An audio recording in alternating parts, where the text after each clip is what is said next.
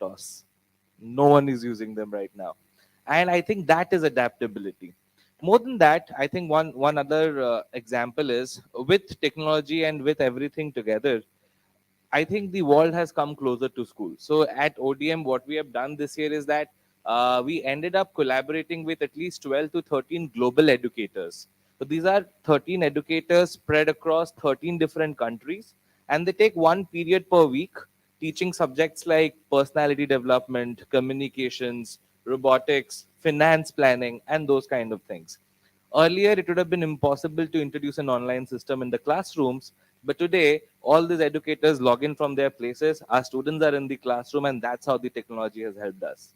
Now, answering your question in terms of how schools are managed and chain, I think the biggest thing is the ERP technology that actually helps us. So, from something as simple as how many books are to be given to a children, fees, of course, and timetable are the most basic things, but also to monitoring how many washrooms are cleaned and if they're cleaned on time or not, and the grievances coming from the parents are tracked. So technology has gone down to that extent for us that we have been able to manage seamlessly across schools. And that is only possible because of the ERP that we use. And now adaptability has come to an extent where our bus helpers mark attendance through their phones the moment a child enters the bus. So that's an example or an extent to which our technology can help scale up schools or make the operations more controlled and seamless. Thank you. Thank you so much. Ma'am, Dalita Naidu, you are in Hyderabad. I'm staying in the same hotel, and when I moved the curtains, I saw Deloitte right in front. Now, there is a difference between a tier two, maybe tier three city, a metro, and even a place like Hyderabad, because parents here, assuming that they are people who are into the world of technology, are literally pushing the schools because they are comparing them to the corporates in which they are operating. Have you faced any challenges like that? And if you have, then how have you managed their expectations while keeping the core values of your institution intact?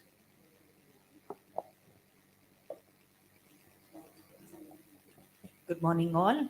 I'm Lalita Naidu, principal of Ambitious World School. It's not ambitious, okay? And did I say ambitious? I didn't. Because I had that question when I read it. Yeah. yes. You could also say something on that, you know. Well, I should say that we've been very fortunate to have a set of parents who are technologically pretty good. Okay, so we have never considered them as an adversary or, somebody who's poking their nose in the school or something like that.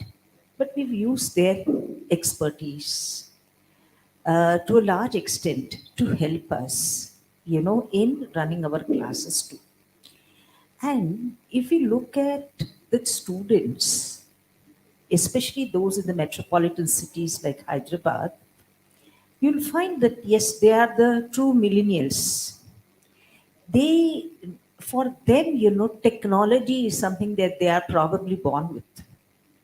Because you don't teach a 2-year-old or a 3-year-old, how to use a device. They learn it automatically. And uh, just like fish takes to water, these little ones are also into technology. So dealing with this kind of, kids, I should say that this revolution of technology got expedited with the pandemic, but the process had already begun. So the process was already on in terms of, how.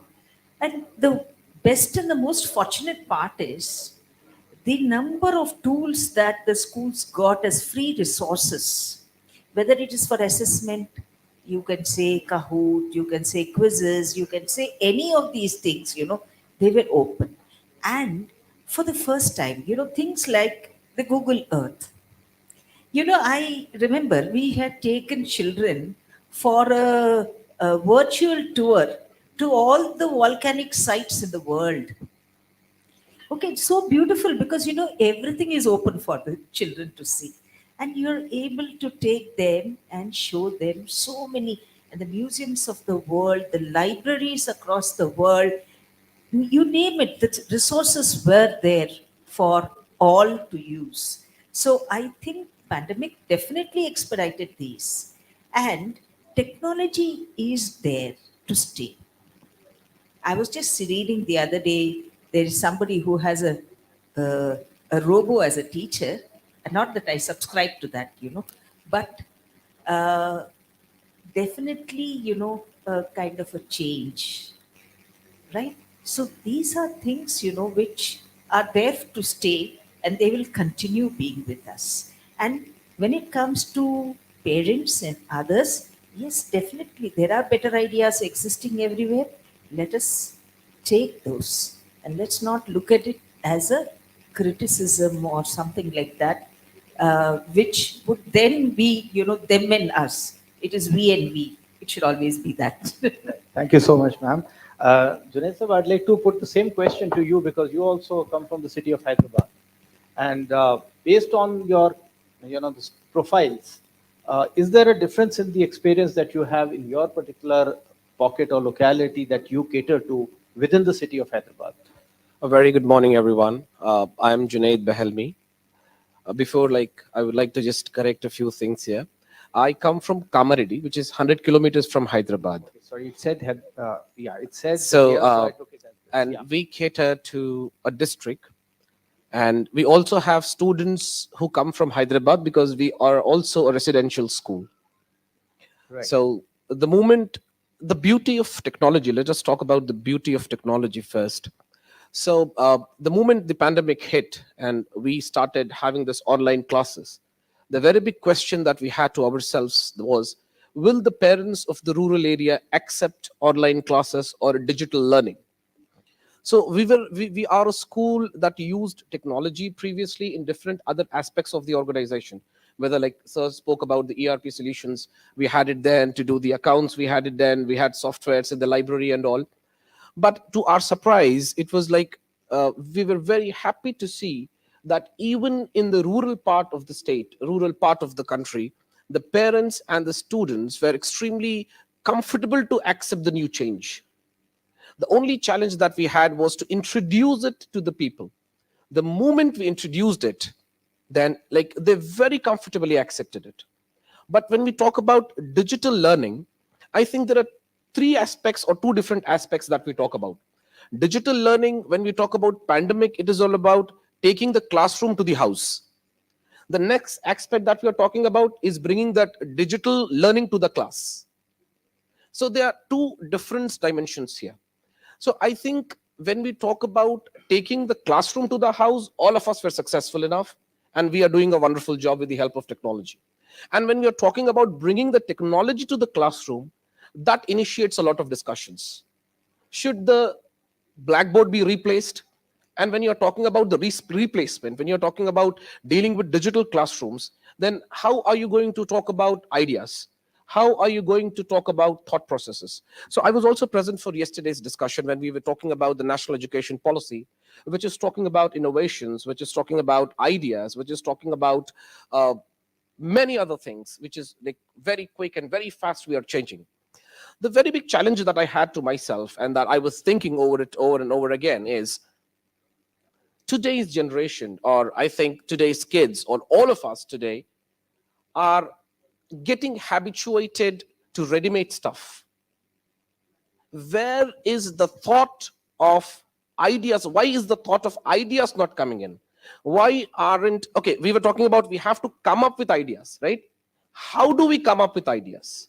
So I'll just take one more minute to just wind up my discussion. All right. So ideas come when students and you and I, we think. You think when you start getting bored. When are our students getting bored? All right. If you remember, we were small kids. Nobody taught us to make a small boat when it was raining. Now, when it is raining, we are with the technology. We don't remember that frogs cracking all over. We don't see that beautiful. Where is Williams Wordsworth gone now? We are talking about Apple. We are talking about Google. We are talking about everything. Of course, it's very important. We need change. We need to upgrade ourselves. But I believe that learning is all about the thought process. When the child is getting bored, he starts to think. When he starts to think, he will come up with thoughts. When the thoughts nurture, that will result to ideas. And when they come up with ideas, they tend to innovate. So with all the technology in hand, there are, the do's and the don'ts, or maybe the best and not the best. But yes, we have to change, and adaptability is very good. Thank Thank you, you. Mr. Junaid. You just warmed up the discussion on the panel because from moving to technology was a challenge, and now coming out of technology seems to be a challenge, and the Apple is the only constant. It has to land on somebody's head for a scientific discovery to be made, and a half-eaten apple has to become a symbol. So I think keeping that as the mainstay, I would open up the discussions to the panel that how do we incorporate this change? We have always talked about adapting technology a wee bit slowly so that it can be absorbed and optimized because resources in schools are limited. If you open up your mail in the morning, you get at least 5 to 6 invitations to sessions where the technology would be demonstrated, talked, discussed. There would be a Zoom meeting. The NEP that you mentioned was discussed here yesterday very clearly says that you have to move on in terms of technology to artificial intelligence, blockchains development, and we are already seeing the change that has happened in the youngsters. I think when you say they need to get bored in order to innovate, I see them innovate with technology. They make e-cards. Well, it may have taken away the skill to draw by hand, but they have a skill to make an, a, moving, walking, talking card for their mothers on their birthdays, which surprises the elder generation. Where did you learn this from? Least realizing they were born with it. So may I open this discussion now to all our panel members to have their take on the thoughts that have been brought in, that it is a two-way process. We were on our way in when suddenly the pandemic arrived. And now, are we to kind of step back? Or what is your expectation now in the view of the new education policy from the edtech world to provide to schools so that we can have a healthy balance of the two? Just a small observation on this, what you asked. It is important to see technology as a tool in education. Technology is not here to take over. And when technology is going to be used as a tool, I guess everything that we do for our students will become easier. So, like how all the panelists spoke about adaptive learning, about personalized learning, about making assessments fun, I think that would, in one way, pave the future to learning as it should be. So technology is not a danger or a clear and present danger. It's a clear and present tool for us to make our teaching and learning more interesting. I think that sums up all that I want to say. Okay, Mr. Barjatia, your thoughts? Yeah, let's have your thoughts on it. Let's warm it up a bit for the sake of argument. Yes. Sir, I would like to add here that see for in higher education definitely the online resources are plenty. It is open for all. But then when it comes to primary education and secondary education, the resources are limited because we always depended on the black and white textbook material all these years, and with digital transformation and smart boards coming in, little we moved ahead. But still, lot of research has to go in to come down to the child's level. See, higher education definitely children are little more mature to understand to do everything. But then when it comes to a pre-primary kid or a primary and a middle and a secondary school child, the resources are yet to be developed. The teachers are yet to be trained. Of course, they were trained. They made it. We all sailed through. But heart of the heart, if you think, did we reach everybody?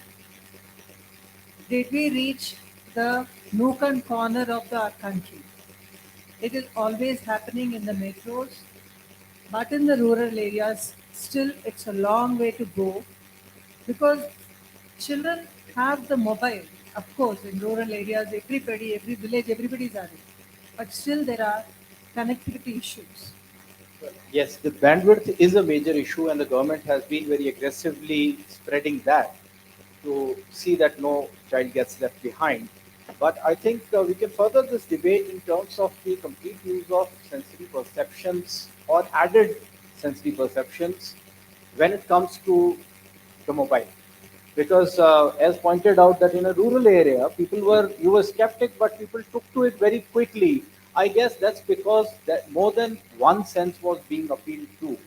So I guess that is what made it more attractive for them and made it more easy because there were more senses being appealed to at the same time.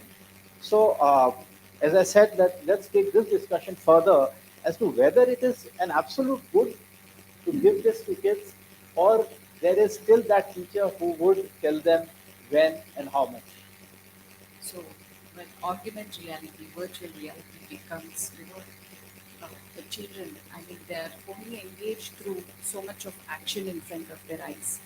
Now, when there is no action, a child cannot sit just like us here in this room, not even for a couple of seconds, forget about a minute, right? That's what that we are observing in our school right now, where they get bored easily. Like you rightly said, when they're bored, innovation comes. But now the technology is making them, because when it comes to hands-on experience, also they have to feel the mud. They need to, they need to have the gratitude towards the environment around them. So while we are talking about technology as a learning adaptability, I mean, skill development is happening, but yet there has to be a balance with hands-on experience, which means a teacher and a child, their discussion, their emotional well-being. That is required. We cannot remove that away. A teacher cannot be replaced by a technology. Definitely not. But again, the teacher's job can be made easy with technology, where she will have that enough amount of time to handhold each and every child. Like for example, University of Georgia, there is an AI masters. So they have used a teacher assistant, like a robo, a teacher assistant who does the corrections, assessments, etc. So it's a shadow of her, right? While she concentrates on the emotional well-being of a child. That is the need of the hour. Which means now we are already noticing most of the children are on the devices. They hardly talk to anybody also, right? So that's where we have to balance. The education has to be balanced. Thank you, ma'am. Your views. Sir, what I feel is कि like a coin has two faces, one is positive and one is negative. So while providing education to the student, we need to educate them that what are the benefits of the technology and how to use that technology, and do not use it much more, where you will face so much problems regarding the health issues and all. When we will communicate all these things to the students, they will be aware of all these things and they will use technology as a tool instead of as a entertainment. This is what we as a teacher, we need to make them aware of the technology. To your Yeah, so I think we have already entered into an era where technology can't be taken out of our lives. So even if you stop kids from using it, they'll go back home and do that anyway, right? So we can't take it away from the kids. Let's just accept it. I think the only sustainable way to go forward is to apprise them, as ma'am just correctly mentioned, is to apprise them of how to use it in a better way, how to use it constructively. But I think this answer will come best from you. Uh, do you recommend that we allow them to carry a mobile to school? Again, that's a very very gray area of discussion. So I'll tell you what we have why done. I said that was that this time when students came back to school and we asked them to not bring or deposit their mobiles on arrival, they actually they felt insulted. It was as if they can't live without that device. It was their human right to carry it to school. I mean, they were just not convinced that this is something that they can't bring into a controlled environment. So, one of the pointers of key discussion this morning was that how do you adapt to a post pandemic world? Because now students 2 years have taken that as their primary source of learning. You are somebody that they have either willfully or otherwise forgotten about.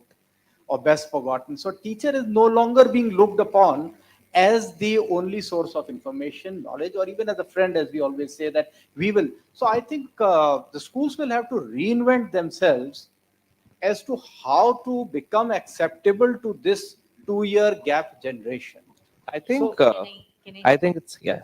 ma'am has something to say. Yeah, we'll come back to you. Yeah, sure. So when we look at, see, basically the entire teaching learning, we look at, four dimensions. The IQ, we all know, intelligence quotient, which can be developed very well using technology.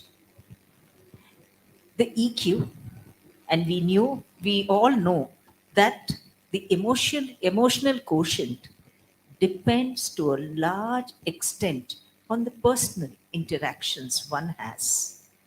Coming now to the third dimension, that is the social quotient.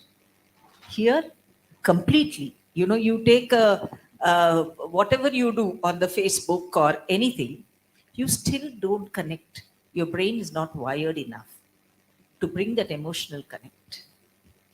And the fourth dimension, which is the adversity quotient, how to face problems, how to resolve issues. These are things which our children need today.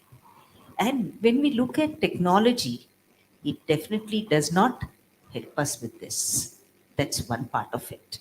But when it comes to the question of the students using, the devices and feeling, the. So what we've done is we have, because we know that children just love their devices and they love to be associated with it. So we have made it such that once a week, the children can bring their own device. We tell them which day.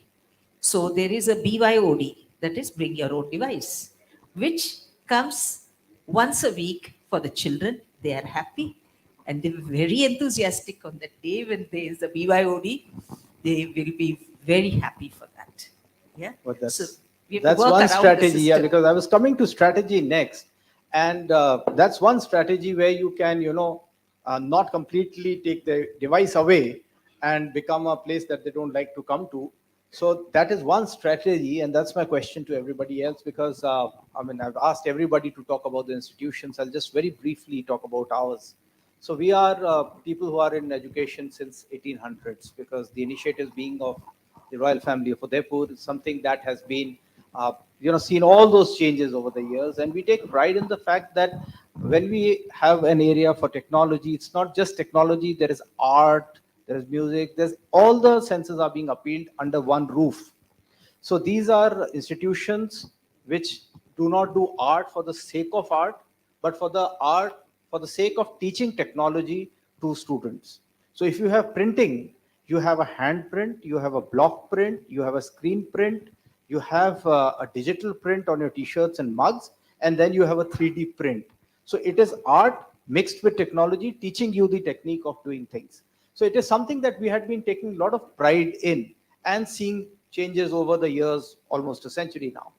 So coming to all of you here, I would like to know, I mean, you can close your eyes if you want to, but 5 years from now, where do you want to see your school in terms of technology?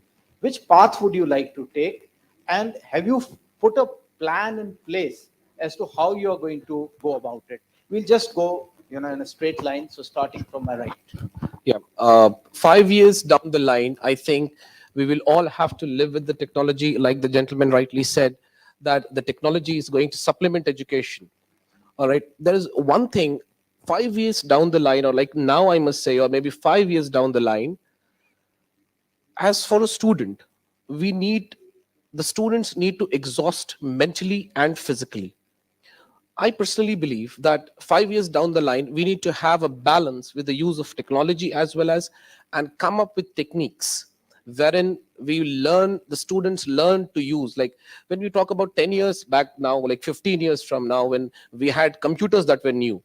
So that was also a very debatable situation. And now we have technology that has come down into phones and tablets, and now you don't have no more, like there is a lot of relevance to computer education now. Like somebody said, they learn it from by birth. So I think 5 years from now, like the gentleman said, that you cannot stay away from technology. You will have to live with it. And so I think as schools, as parents, and as educators, we need to formulate some guidelines. We need to stick to it. We should also learn to screen and have a check on the use of technology, adapt to change. And yes, we will have to live with it. This is 21st century, and we all have to live with it. Thank you. I'll just add one more dimension to this discussion with the next speaker onwards, because you have to see that with the coming of CUET and such options being made available to students, the schools are going to be under a lot of strain. You will have to adapt to a world which is gradually coming up and which is not strictly controlled. Otherwise, you had a four-walled classroom and a strict board guided education system. Now that is loosening up. So schools will have to start giving more than one option. So I would like you to incorporate that in your point when you say 5 years down the line. And I think even 5 years is too old-fashioned. You should cut it to 3 now. Yes. The way technology is going, you can't imagine what will happen in 5. So- Sir, Yeah, sorry. So I'll just go back for a second because I've got one last thought to share on the topic we were discussing. So pardon me for next 1 minute. Uh, we always talked about, because this is one of the thoughts that I have, and I think it might be a bit radical in nature, but it has its own facts and merits. When we talk about keeping students away from phones and everything, if we should really go back to asking this question: what are they doing there? They're playing games, they're watching some movies or something. If we go back to the root of that as well to understand why they are doing that, I think all of us as educators here would realize that it's probably because they don't have a goal, they don't have a vision, they don't know what they have to do in the next 1 year or 2 years. They're not driven by it. The moment a child has a goal to be driven by it, automatically the devices and the games become a side thing. So, in terms of empowering them to have an achiever's mindset, I believe it's very important that we, as schools, start empowering goal driven activities, start helping them establish their own goals, visions. That way, they have something else to focus upon. Now, coming back to the question that's currently going on in terms of 5 years, 3 years, as we rightly mentioned, from now, I really think technology should make classrooms as interactive as possible. Imagine I'm in a class, and if I can virtually see something and I can interact with it and learn by doing, and there is a free flow of information where I don't have to rely on the books. I have a question, I can see what the answer to that is. Those 45 minutes of engaging sessions, the way probably we are all discussing here, that's where I see technology facilitating 3 years from now. So I think what Swam has brought us to is mainstreaming what the kids are otherwise doing underground. There's always a thrill in children doing the forbidden. So what he's saying is that you open up, you mainstream it, see what they are doing and why they are doing, and try and provide your own school plan as to how to counter it, rather look for solutions from outside. Over to you, ma'am. very truly said by sir. Like we need to set goals and aims. We need to talk with them instead of dominating them or stopping them using technology.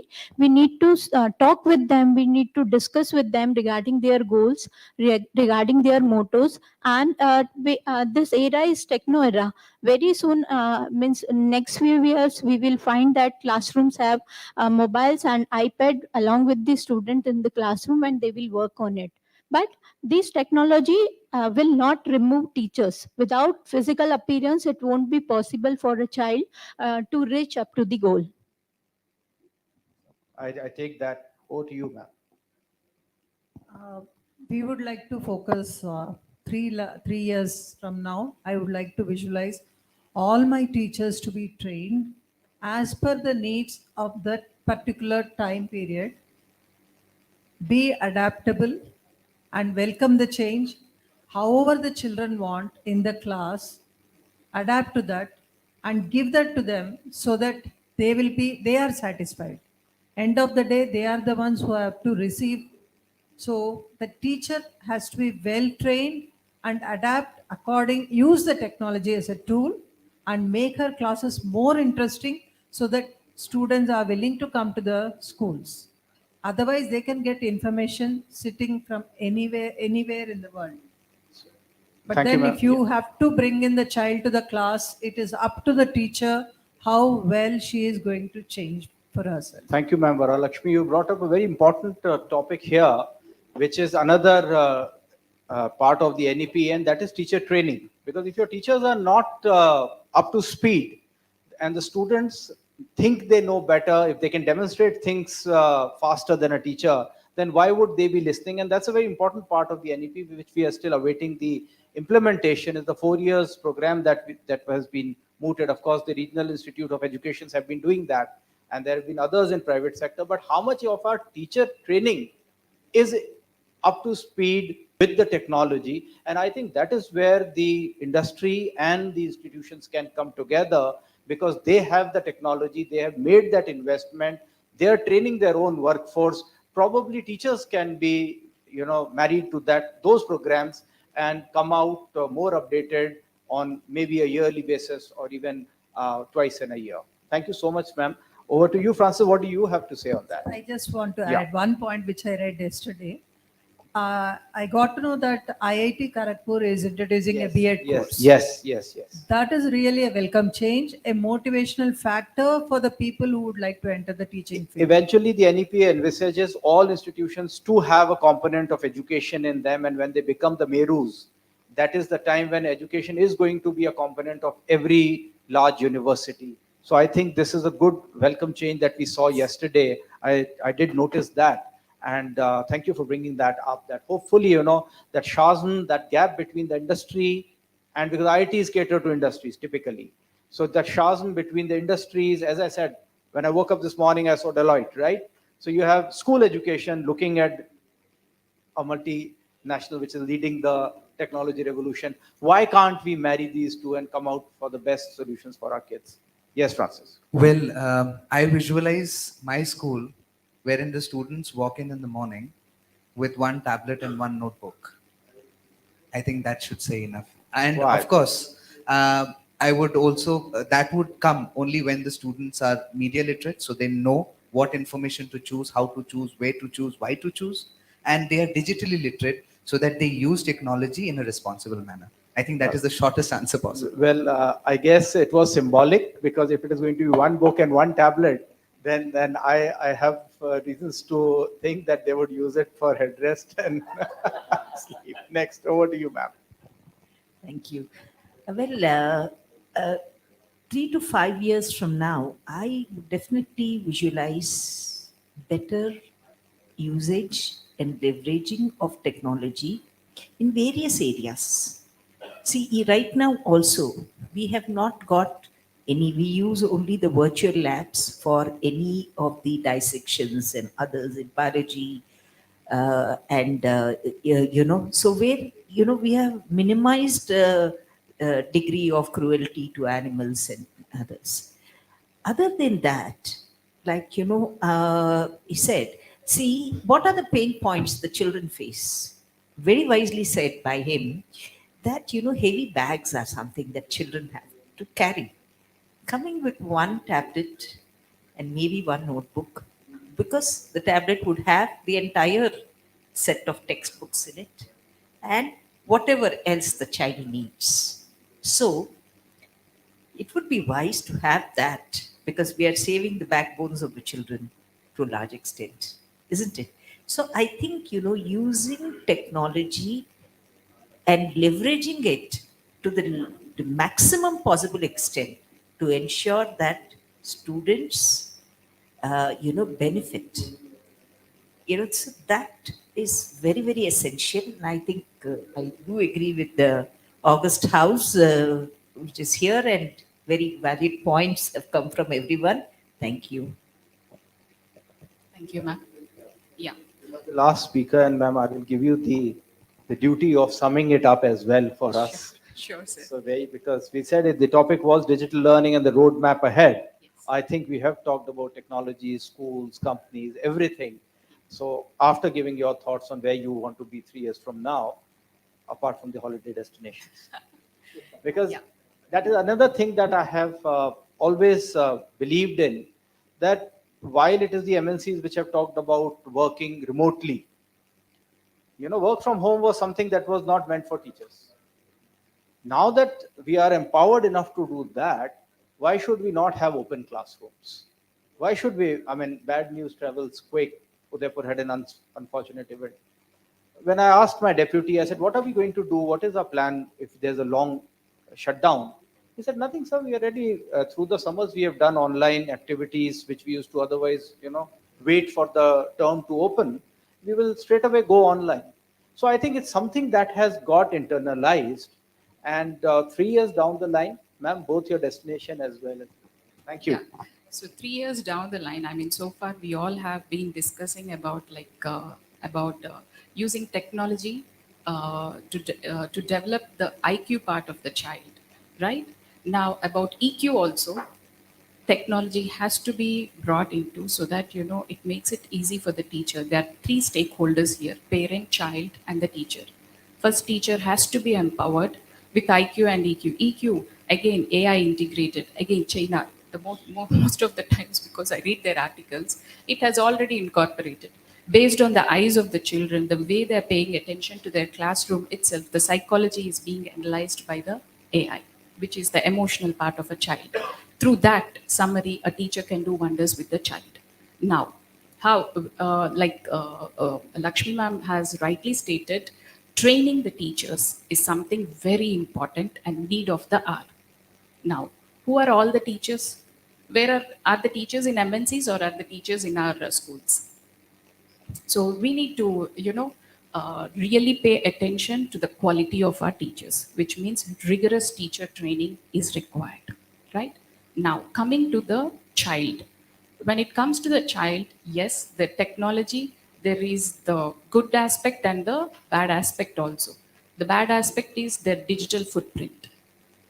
They are digital born natives. We cannot say we'll remove the cell phone, or you cannot be on a social media. We cannot do that because they're digital born natives and we are coming from a different generation, right?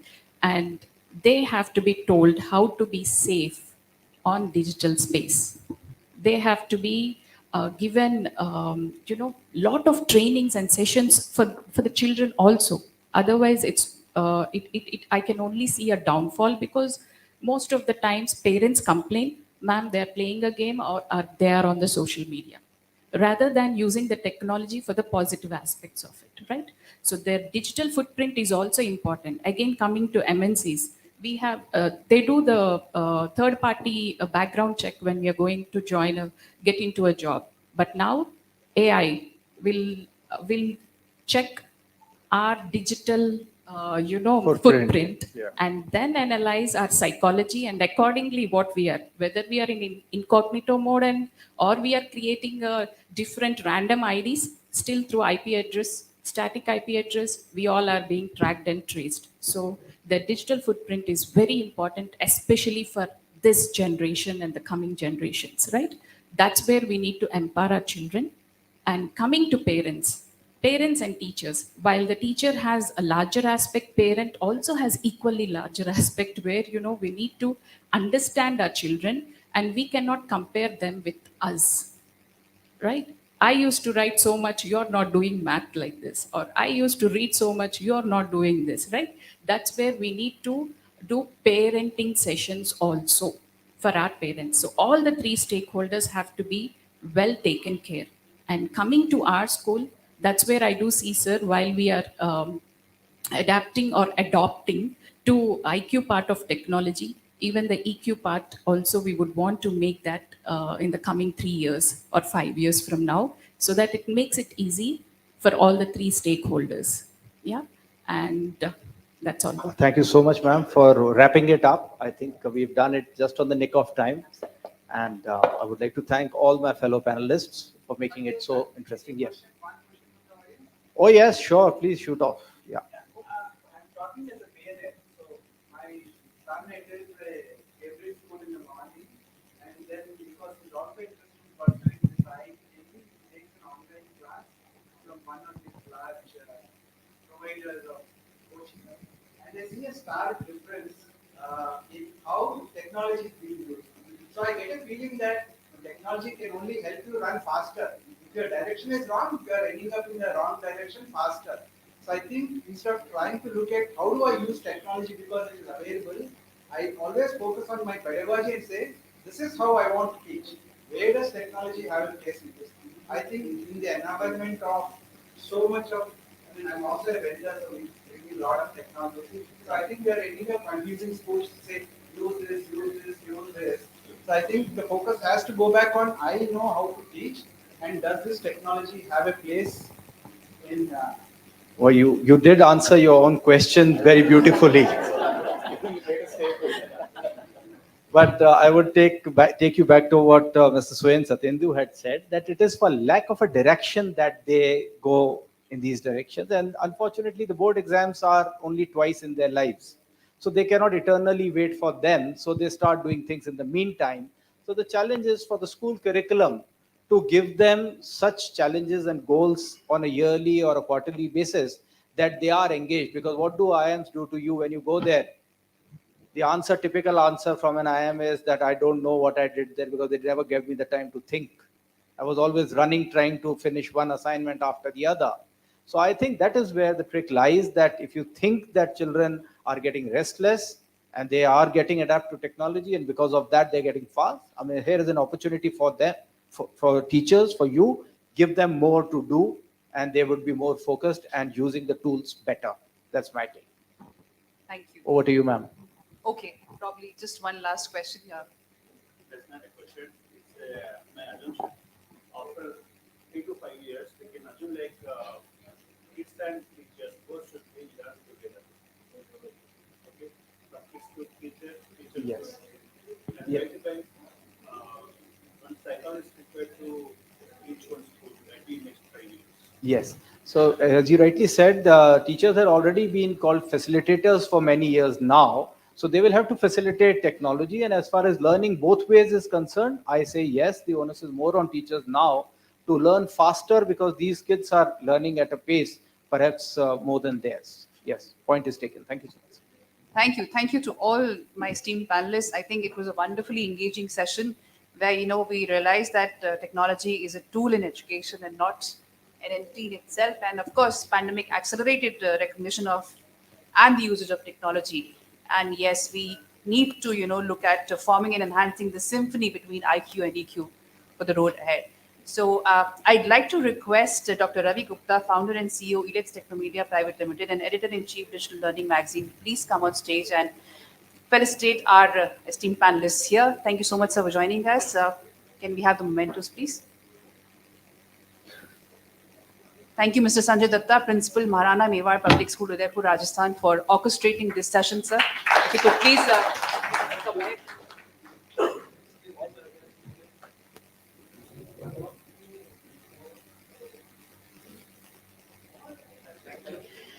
Ms. Nilima Bajjatia, Principal, Narayana E-Techno School, Ujjain, Madhya Pradesh. Thank you so much, ma'am, for being here with us this morning.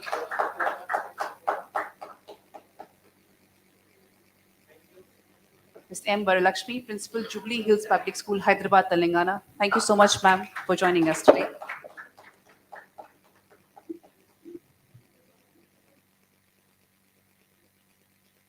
Mr. Francis Fernandez, Principal, Asia English School, Ahmedabad, Gujarat.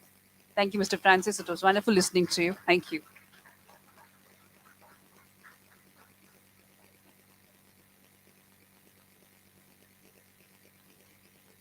Ms. Lalita Naidu, Principal, Ambitus World School, Hyderabad, Telangana. I hope I got this right, ma'am. Thank you. Thank you so much for joining us, ma'am.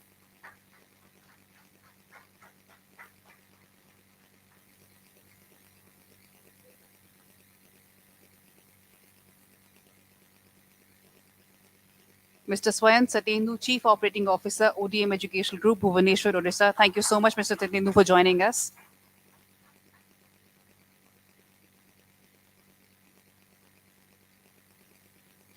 Mr. Junaid Bhailmi, Academic Director, Vidyaniketan High School, Executive Director, Bhailmi Education Board, Hyderabad, Telangana. Thank you so much, sir, for being here with us today.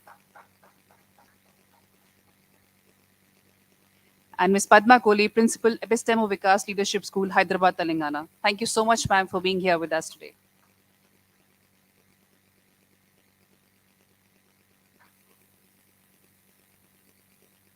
May I request for a group photograph along with our digital learning magazine? Can I have another copy?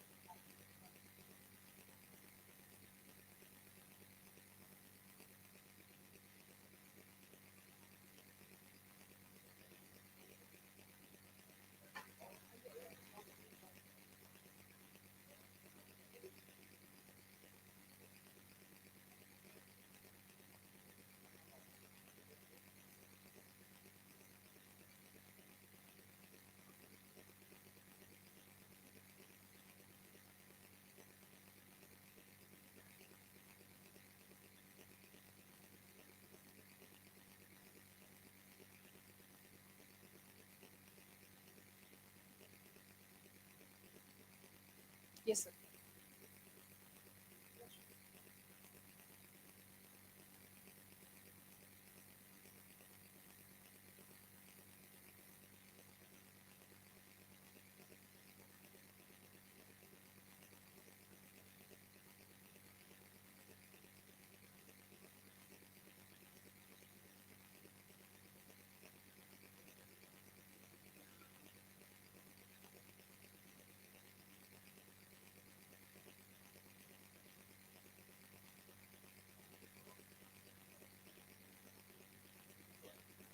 Thank you. Thank you to all the panelists and the audience. We will now head into a small expo and tea break, and we will resume the session in the next 15 minutes. I hope to see you all the next 15 minutes. Thank you. Please, yes, absolutely, sir. Please do visit the expo. We have a wonderful set of partners who are exhibiting their futuristic products we have with us. Please do visit the expo. Thank you.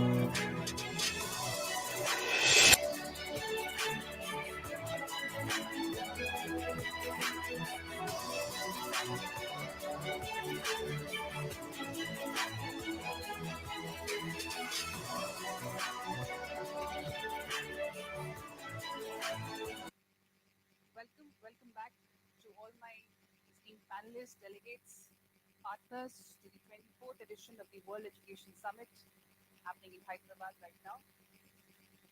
Moving on, we will now head into the second discussion for the day, which is on National Education Policy 2020, Opportunities and Implementation, the Way Ahead.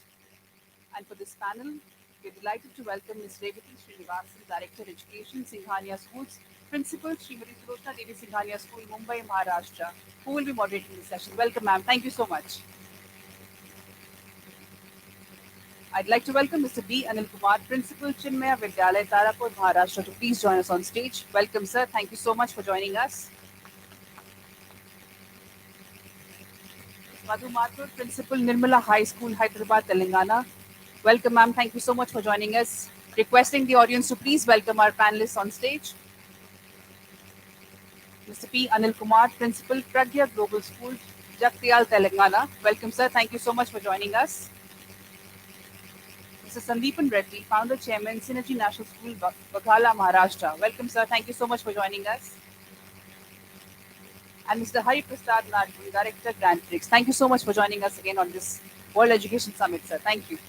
Over to you, Revati, ma'am, for taking the discussions forward.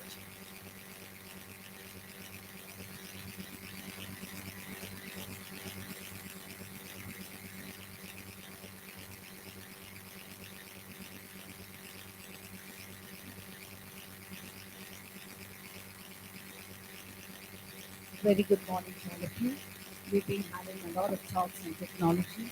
We're now moving to the next part of it, which is NEP. And I really have a very special panel. A father who is awaiting the birth of his child at 2 p.m. That's Mr. Anil Kumar. And look at the passion that his wife has just been admitted in the hospital and he's come here because he has committed to it. And I think that requires a huge round of applause. I have him, Anil Kumar, coming in, so two Anil Kumar sitting together. And so that's the other speciality. But he's coming completely from a rural background and had the courage to start an IB school or in a completely rural background. And I think that's amazing. I have Mrs. Madhu, who just made the statement, "This is my first ever talk. I had never spoken on a public platform before." I have good old friend Mr. Sandeepan. He belongs to Thane, and that's why I said that. And he has 21 schools in complete rural Maharashtra called Beed. And of course, completely out of the education world is Mr. Hari Prasad. So I'm going to start with Mr. Hari Prasad because he is the one who is a star in this group. Okay, so here it is. So before I ask questions, I'd like to say this that NEP is not a constitutional document, right? But it's a guiding principle on which we think.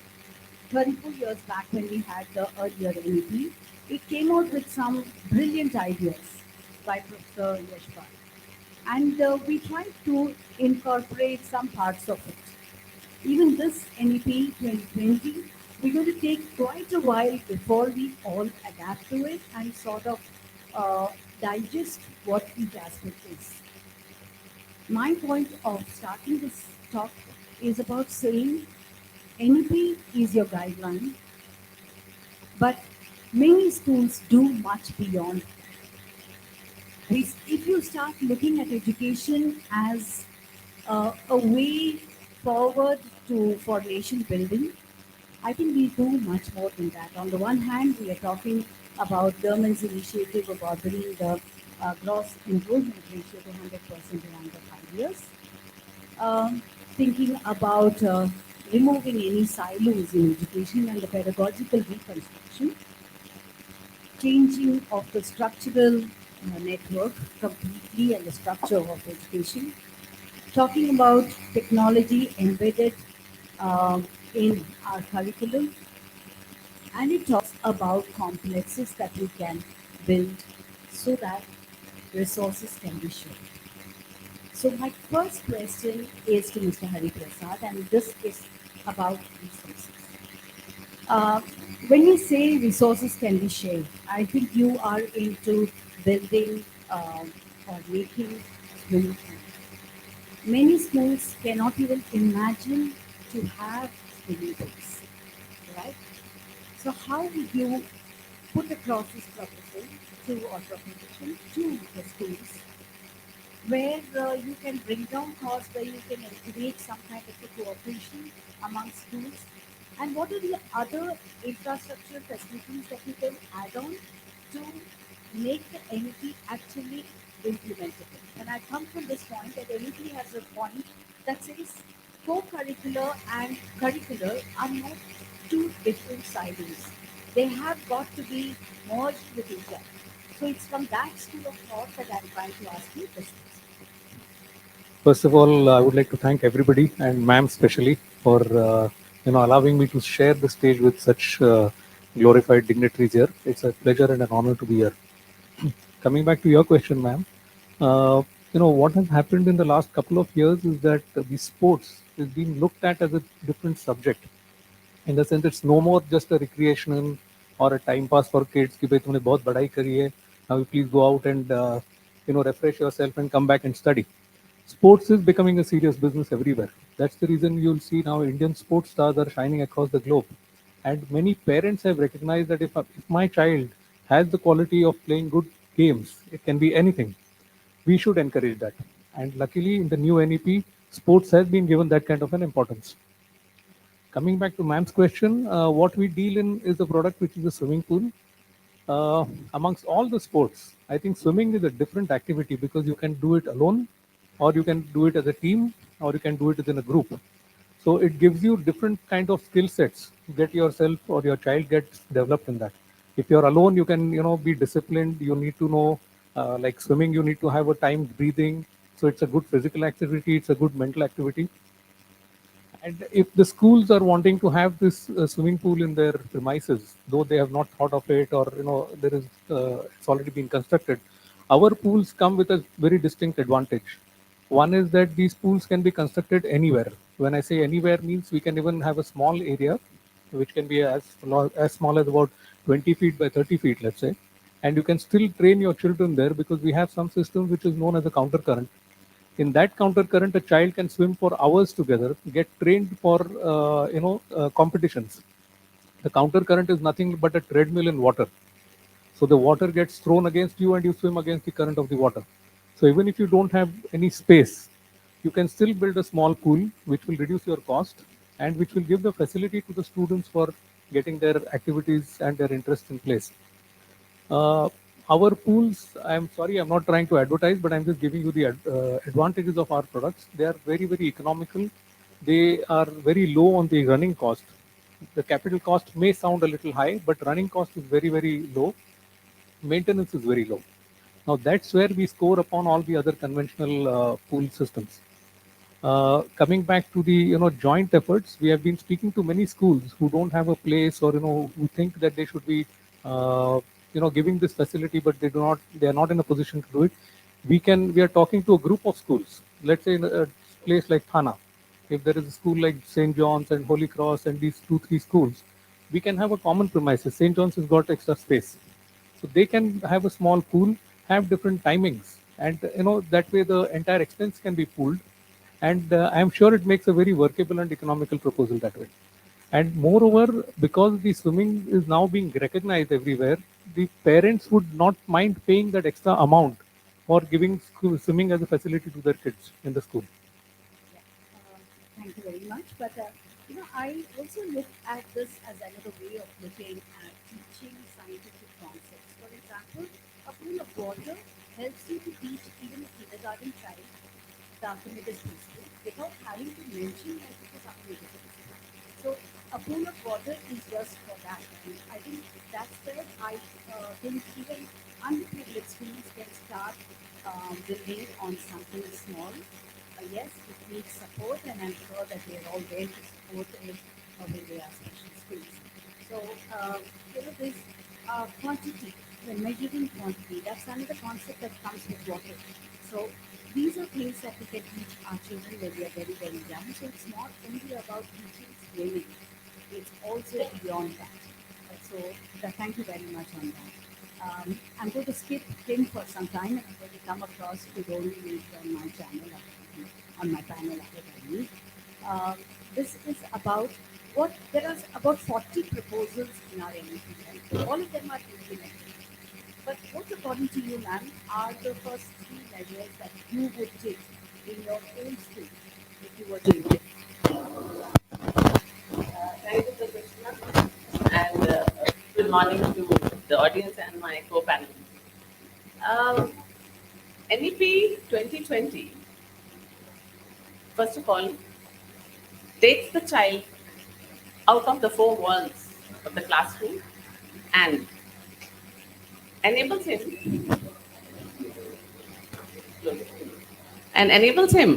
to imbibe education from the real world. Learning how to learn is feature of NEP. NEP is going to bring about a paradigm change in the entire thing. The main three features of NEP, which are like one, NEP is going to have absolute assessment of the children. It's going to have absolute assessment, like it's a complete comprehensive assessment system. Unlike the erstwhile years where we used to have just one assessment in the year. And then it's going to have a shift from the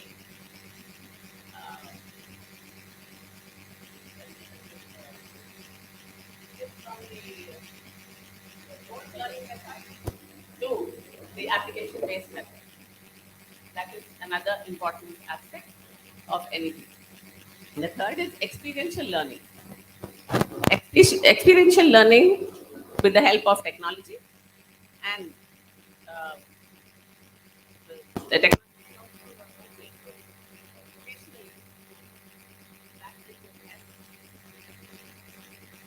Now, the thing is, NEP also proposes holistic learning. So first of all, number one, which I would like to do, and when there are holistic children,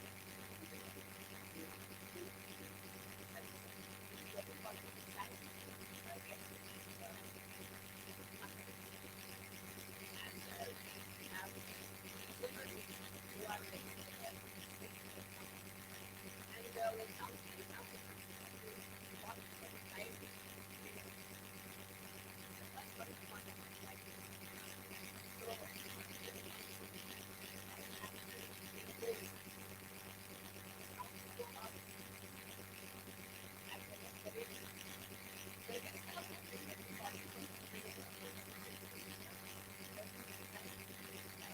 is the first one is contact with child. So they want to like propose where are aware, they have not wanted to do that.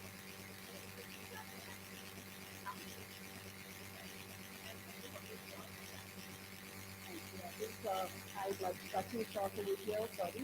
But I think she brought out a beautiful point where she speaks in terms of curriculum on one hand and the pedagogy, of course, and also the assessment, which are two major ingredients to make a full educational system function well.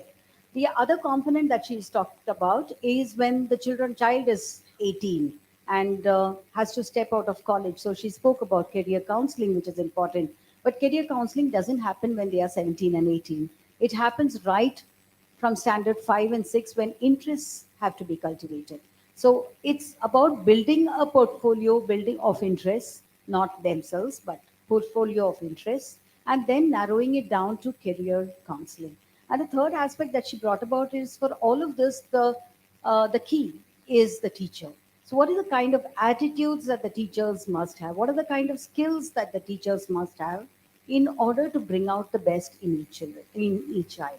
I think that's where it is. I come back to Sandeepan because Sandeepan runs schools in very rural area of Beed in Maharashtra. Sandeepan, my question to you is more about the size and diversity that India has. The number of schools, maybe we have about 15 lakh schools, we have about 25 crore students, we have 87 lakh teachers. How are we going to train all of them? How are we going to implement this whole thing? That's the biggest challenge. She spoke about the opportunities that we have, and so also did Mr. Hari Prasad. But I'm now going to the one that makes NEP actually practical, and one of it is going to be the challenges that we all have to think about. It's that we need to address. Okay, so So, thank you, ma'am, for this question. So, yes, my name is Sandipan Reddy, and we operate only in rural part of Maharashtra. That's in Beed district. We have 2 CBSE schools and 21 preschools. And the entire pandemic has taught us how to shift on. And the entire shift is on the mindset. So, if we see the NEP, there are all the stakeholders. It is how do we change the mindset from a fixed mindset to a growth mindset, and that is where the entire, yes, we can see the management changing, we can see the adaptability of the teachers which have really transformed themselves, though they have changed themselves, but the last leg, that is the parents. So how do we ensure that they change their mindset? And that's the main question. We'll do all the talks about doing NEP, doing everything, but still there is still, if all the teachers have done the hard work, why the students are then moving to the coaching classes? Will it impact the NEP? I'll tell you an example. We do a lot of pilot projects in our school with all the technologies that tool. But at the end of the day, the parent says, "Isse mere bacche ka hoga kya? Will he get an admission in whatever the premium schools? Will he get?" They will need to now ensure that the entire system has to ensure that how do we change the mindset. And coming back to the question about how we do it, see the entire there is 15 lakh schools. There are 29 crores of students, and there are only 50,000 out of the 15 lakhs. Only 50,000 are private schools. So 14 lakh 50,000 are government schools. And gross enrollment ratio, if you see the entire things, more than 50% are now been the students are now in the private schools. So कहाँ पे होगा? Where are the numbers?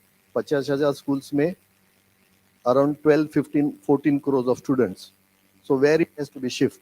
And we talk about GDP spending around 6% on the expenditure. अब तक तो 3% ही हुआ है. So where are they going to spend? इतना पैसा अगर if at all it has to be done, there has to be a top-down approach rather than a bottom-up approach. So that is my personal thing is, yes, now they have started from the higher education, they are now shifting on to the lower education. But the entire thing, my point of view is, rather than everything, we will do all these things. How many rural teachers conferences have we done? Because most of the rural teachers don't have the liberty to move on to conferences like this. I tell all my teachers to move on, but they have another challenge at home. They नहीं जा सकते, sir. So how many things? How are we going to do that? That's my question. So how many teacher conferences do we ensure that they are the best and then they move on to that? So my thing is moving to the growth mindset. That's where. I agree with you, and all of us are, I think, principals in this room, most of us. And I think what we need to go back to our schools and do is to encourage a lot of teachers to attend a lot of workshops, because that's when they start thinking about world beyond their own school ecosystem, and that needs to be broadened. That horizon needs to be broadened in order that our children, our teachers make the changes so that our children see and experience the change. And while it is a challenge talking about the size and diversity, personally, I feel the only thing that you can implement and the only way you can implement things is to break it down into smaller components. Now, for a school like mine, where I have 7,200 children, people say, how is individual attention or project-based learning or team-based learning possible? And the answer to this is making them into smaller groups. So class automatically gets divided into a group of 6 or 7, and it's almost like 6 children are in one group. It is the teacher who needs to be trained to handle small groups and move around and then connect everything together, for which the teacher effort is more. But how does the teacher put in more effort? Unless she goes around the world and sees what's happening elsewhere, she won't get inspired. That's what we need to do. So I think I've taken a wonderful cue from you. And I come to Mr. Anil Kumar. He has a school in Tarapur. He started an IB school now and has 2 CBSE schools there. It, I'm sure, is very, very challenging. And these are private schools. My question to you, sir, is that when there is an implementation of anything, you have a certain pedagogical framework that will be sent across between from the central government, it comes on to the state government. The state government passes those rules and regulations on to uh, the district authorities, and the district authorities may come across for an implementation in your schools. As a private school, how much percentage of what is implemented will you be able to take in, especially when it is coming with a kind of a bureaucratic approach? How does a central government ensure that it reaches across pan India and beyond the divide of being a government school or a budget school or being a private school?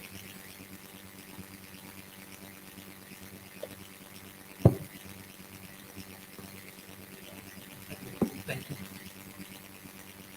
First of all, there is nothing new in education because it is expected from education. Answer to your question. There is nothing. What is expected from education? A fine human being. And what happened over the past few years or several years? All substandard people have come into the teaching field. Why? What is the salary of a teacher? So, what happens? Highly resourceful persons are not coming into teaching field. They go and prefer other field for their career. You make me a prime minister, I will see that every teacher, especially the KG teachers, will be given 1 lakh rupees per month salary. So that's his answer to if I was made the prime minister for a day. So you see that things will different, things will change once you start paying good salary to the people, and you can attract the people to the teaching field. Now, why people are getting more salary in IIT and graduates are not? They are highly paid. Therefore, people wanted to go for IIT. Now, teaching you make it very see education itself. The meaning is that make a fine human being. And what Swami Vivekananda said, it is education, the purpose of education is to bring out the hidden potentialities of a child. And are we doing it? Many of us dying without knowing our own talent. And we go and speak in the classrooms, and are these children law abiding? Because 16-year-old will drive a car.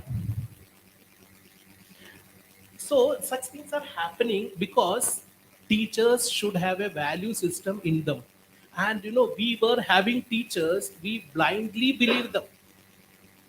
Such great teachers we were having it. See, a fine example is Revati Madam. She is an excellent teacher. I know her for a quite long time. And I belong to a rural area. Getting good teachers are very difficult. And I'm telling you, good teachers are extinct. Whether you agree with or not, it is extinct. Whatever it is. But and how we will get it? You pay high salary, then good people will come. One of my friends from Kerala, what he was telling me, sir, all A grade teachers are in Middle East, B grade in Kerala, C grade in out of Kerala. So I also belong to that. So what we need, we speak about training, training, training. I gave lot of training to my teachers, but it all gone beyond their head because they don't have the ability, talent. And some of the older teachers, they say that what is this computer? There, what we have done for my children, I have approached First Sinhania, and I want to give the best education to my children. And we have started, you all call it 21st century skills. We have introduced coding, artificial intelligence, Scratch, and also experiential learning. And I am not a spokesperson of this Quest Singhania, but what is my experience I am telling you, they are the best. Why I am telling you this? They have the NEP document was out. Probably they must have done the research work. They must have started the effort. And how many organizations are there now in India who can cater the needs of our students, especially in coding and all. Coding is going to be there, and it is going to be there for a long time. And where are the efficient teachers? So such organization, they cater our need. Yesterday after the assembly, some of the girl students came to me, and they said, sir, we need coding classes more number of periods, we really enjoy it. So they understand the importance of it. And your question was about, yeah. And luckily what happened, we private schools do better. If you see, during the lockdown, what happened to the so-called government schools in our area? They lost 2 crucial years. Those children lost crucial years of their life, and we people imparted education through online. And I had to terminate the service of 18 teachers during COVID time because they were not able to adjust with the Microsoft Teams. And government people, they come and ask, how did you implement NEP? If we give one report, they will be happy with that. But that is not the NEP. NEP should be, it was there earlier, and we have to give education in the true spirit. NEP can be implemented in letter and spirit, provided the head should be very efficient, and the teacher should be good and pay salary to the teachers.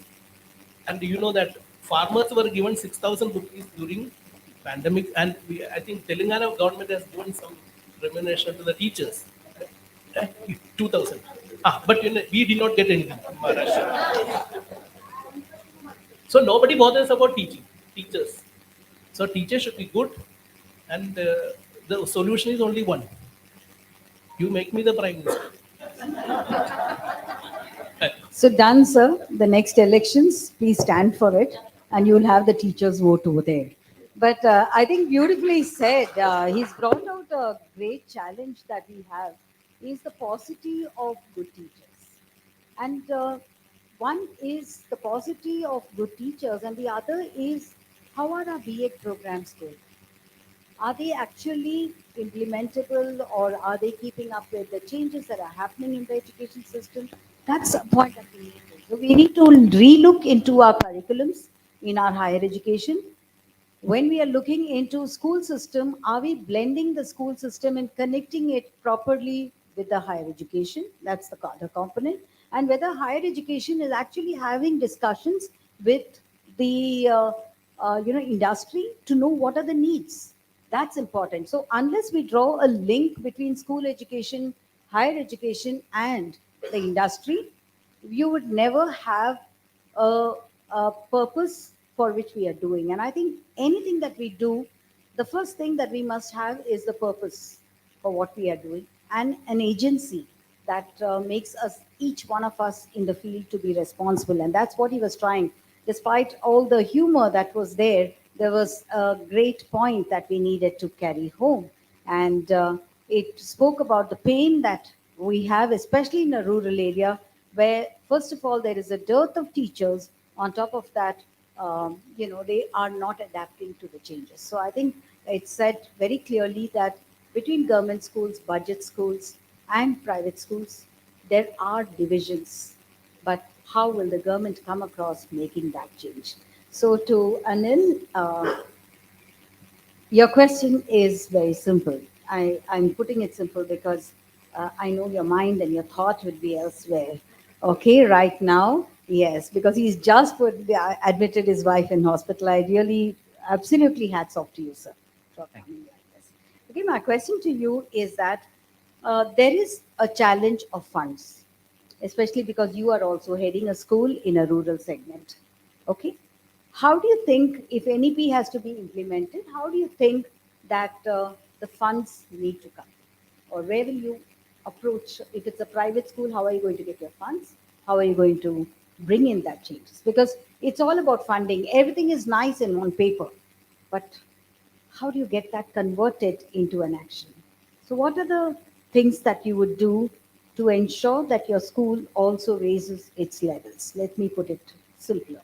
Okay, any three measures that you would do to raise the bar of your school's education? Thank you, ma'am. Thank you for giving me such a good question. I'm Anil Kumar, actually coming from very remote area, Lakshmipur. It is almost near to Jagtial, uh, around 212 kilometers away from here. And I thank the elites as well as Telangana government to conduct such a summit over here. It's a great opportunity to us and to give a voice over here or to make us uh, make our thoughts to be addressed over here is something uh, very great which ELS is doing. Thank you. And coming to my school, I'm principal of Pragna Global. We have started the school around 2017. 2017 with a meager strength of 72 students. And with 72 students, today in 2022-23, we are flourishing with 1,312 students. And that is how we manage our funds, how we raised our funds. So yeah, like this question aptly suitable for me.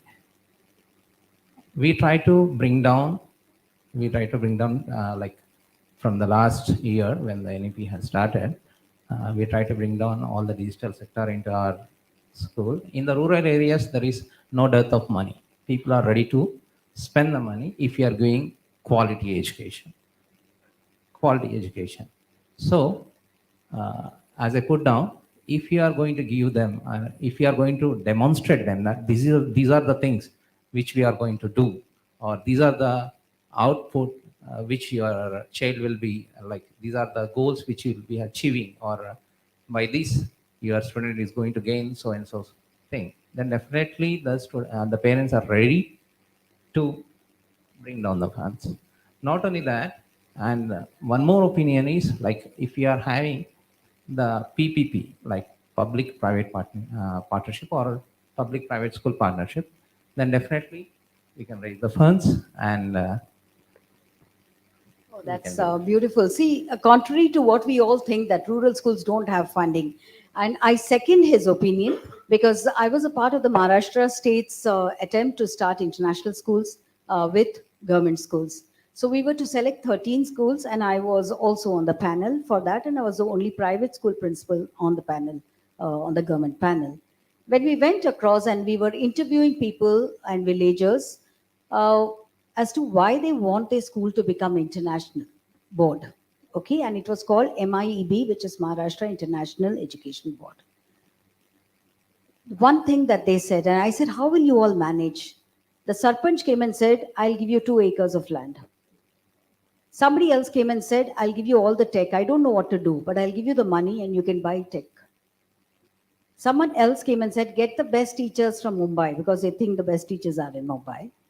So they said, get the teachers from Mumbai and we will pay the salaries from our, every villager in the village will contribute. This is cooperative management. Just because they wanted the feeling of pride of having India's international school or Indian international school in their village. If each one of us have that pride, I'm sure it goes a long way. Quick questions now. I'll start with you, Anil Kumar.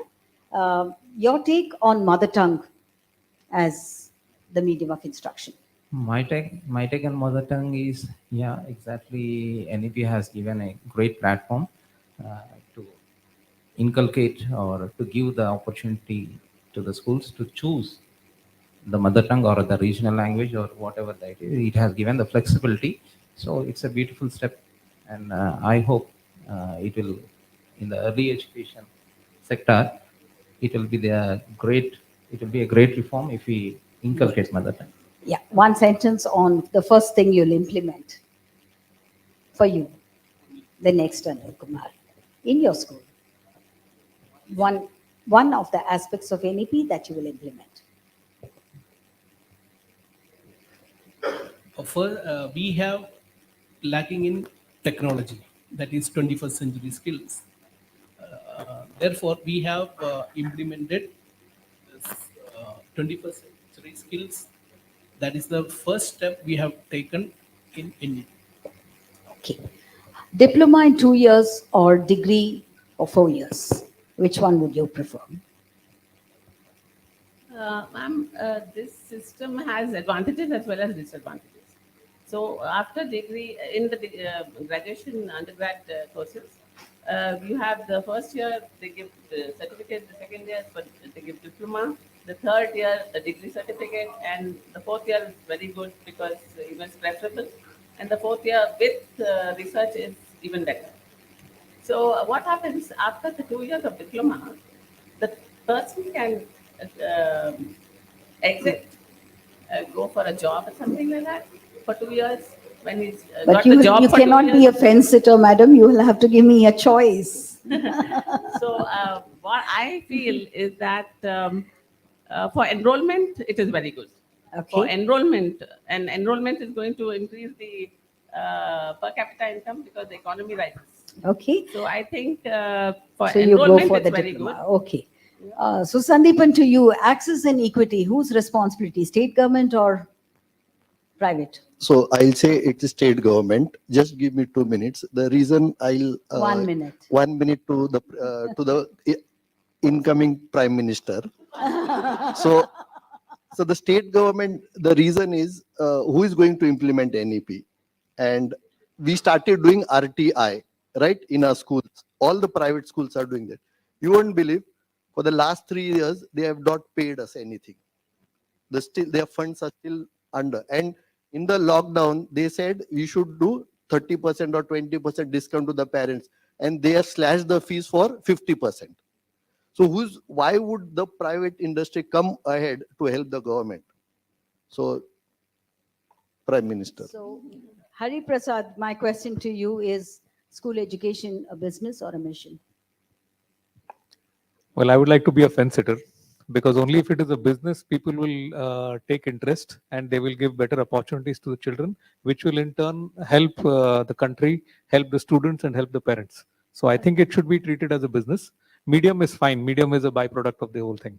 That's my opinion. So I end up with the question to the lady here. I would like to ask you, teacher or principal, which one would you have preferred to be? That's a lovely question. And just one sentence, nothing more than that. Since I'm the principal, I would love to be a principal because I like to guide people and counsel people and,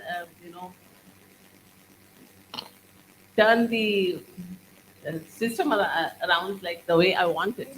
And of course, principals could be teachers too, because I have taught for a long time. And, Again, you're sitting on the fence. because I'm a very positive person, ma'am. I don't want to, do this and that and everything. So I think a principal can guide well, counsel well, and show them the direction and make them work the way you want them to work. And that's what I think. Wonderful. So I think it was discussion is coming Ma'am, to an end. one question to ma'am. So ma'am is a role model for everyone in the entire Maharashtra state, if you see. So one question to ma'am. So how do you look at education industry in next 5 years?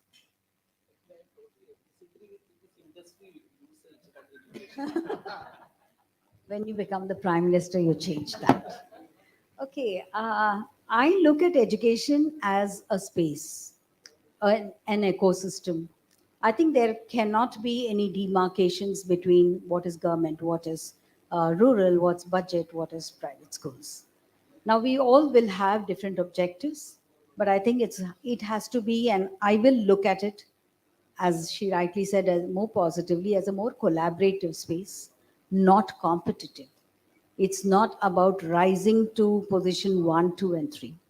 It's about sharing, because in education, nothing is our own.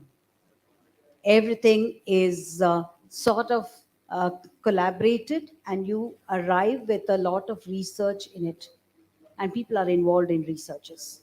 So let's put our brains together and bring out an ecosystem. The other thing that I feel and very strongly about, having been in this field for more than 35 years, I think is the fact that we have to see education as a priority investment. And the governments have to start looking at education, because we are creating the future of the country in our classrooms. And when we are doing that, we need to have very different skills, very different ways of looking at education. So it's not about writing an examination. So can we look beyond academics? Can we look beyond silo-based compartmentalization of this thing? That's what I'm going to see. And to some extent, I'm a believer of the Gurukul system, where the rapport between the teacher, I mean, in that aspect I'm talking about, the rapport between the teacher and the student was that of a guru and a shishya. So the teacher is sort of replaced by the guru, and the shishya remains, a student remains a shishya. And I think if that component of Guru Shishya Parampara is maintained, we will attain far more. It's not, I'm not talking in terms of change in name. It's not about that. The meaning of Guru itself is very different. I think we need to get back to be with our children, actually hands on with them, and that's what. So, whatever we may talk of terms of incidental learning, experiential learning, hands on, and all of that, let's keep that aside. Just be the right person there. I believe, and very strongly for all those who understand Hindi, will say, पढ़ लिख कर ज्ञानी बनने से पहले इंसान बनो, and इंसान बनाओ. If that is the crux of our education, I think we go places. Thank you very much. And I think we wind on the entire session of that. Thank you so much, ma'am, for this wonderful special session, and to end on this very special message. Thank you so much, ma'am. May I request Dr. E. Prasad Rao, Chairman, Paramita Group, Karimnagar, Telangana, to please join us on stage to felicitate our esteemed panelists. Sir, if you could please join us. Ms. Revati Srinivasan, Director, Education, Singhania Schools Principal, Srimati Sroshna Devi, Singhania School, Mumbai, Maharashtra, if you could please present the memento to Ms. Revati Srinivasan. Thank you, ma'am, for wonderfully orchestrating this session. Thank you. Can we have a round of applause, please, for Ms. Revati Srinivasan?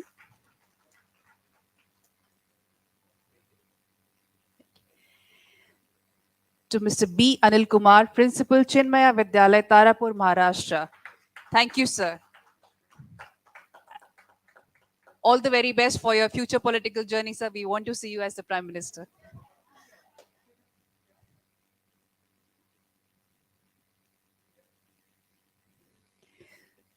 To Ms. Madhu Mathur, Principal, Nirmala High School, Hyderabad, Telangana. Thank you, ma'am, for your maiden's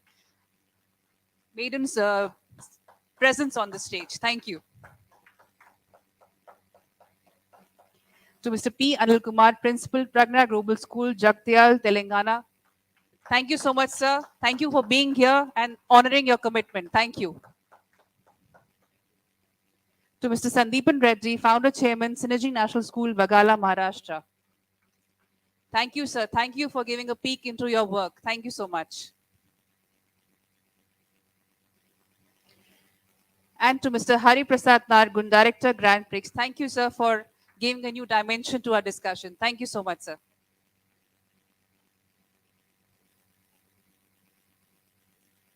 May I request for a group photograph now along with the digital learning magazine?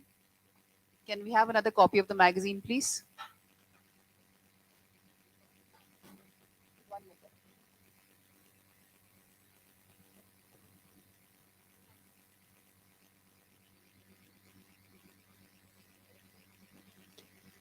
A round of applause for our panelists here on stage.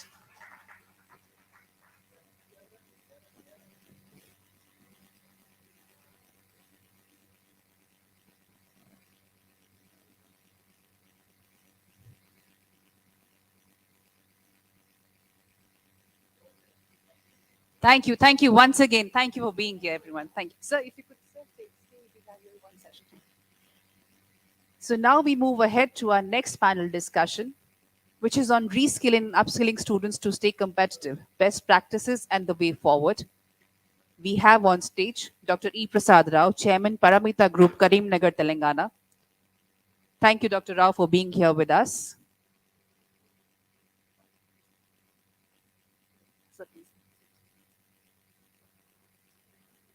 I'd like to invite Ms. Sonia Nagpal, Principal, Geetanjali Vedika School, Hyderabad, Telangana. Ms. Sonia Nagpal, if you could please join us on stage. Hello, thank you. Thank you for joining us. Can we have a round of applause for Ms. Sonia Nagpal? Ms. Caroline Diane Ross, Principal, Springfields International School, Banlaguda, Telangana. Welcome, ma'am. Thank you so much for joining us. A round of applause for Ms. Caroline, please.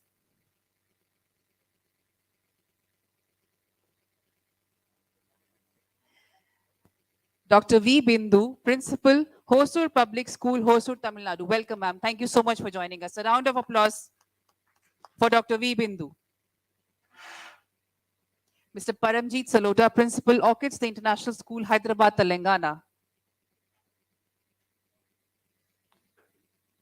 Oh, I'm sorry. Miss Paramjeet. Thank you.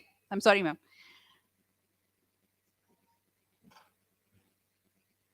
Ms. Lakshmi Rao Kadeyala, Academic Director, Jain Group of Schools, Hyderabad, Telangana. Do we have Ms. Lakshmi Rao here? Okay. And Mr. Garv Agarwal, Director, MD and Edify Education Private Limited, Hyderabad, Telangana. Welcome, welcome. Round of applause, please. Dr. Geeta Venkat, Directress, Headmistress, Geeta High School, Hyderabad, Telangana. Welcome, ma'am. Thank you so much for joining us. I'll hand over the session now to Ms. Sonia Nagpal for taking the discussion forward. Over to you, ma'am.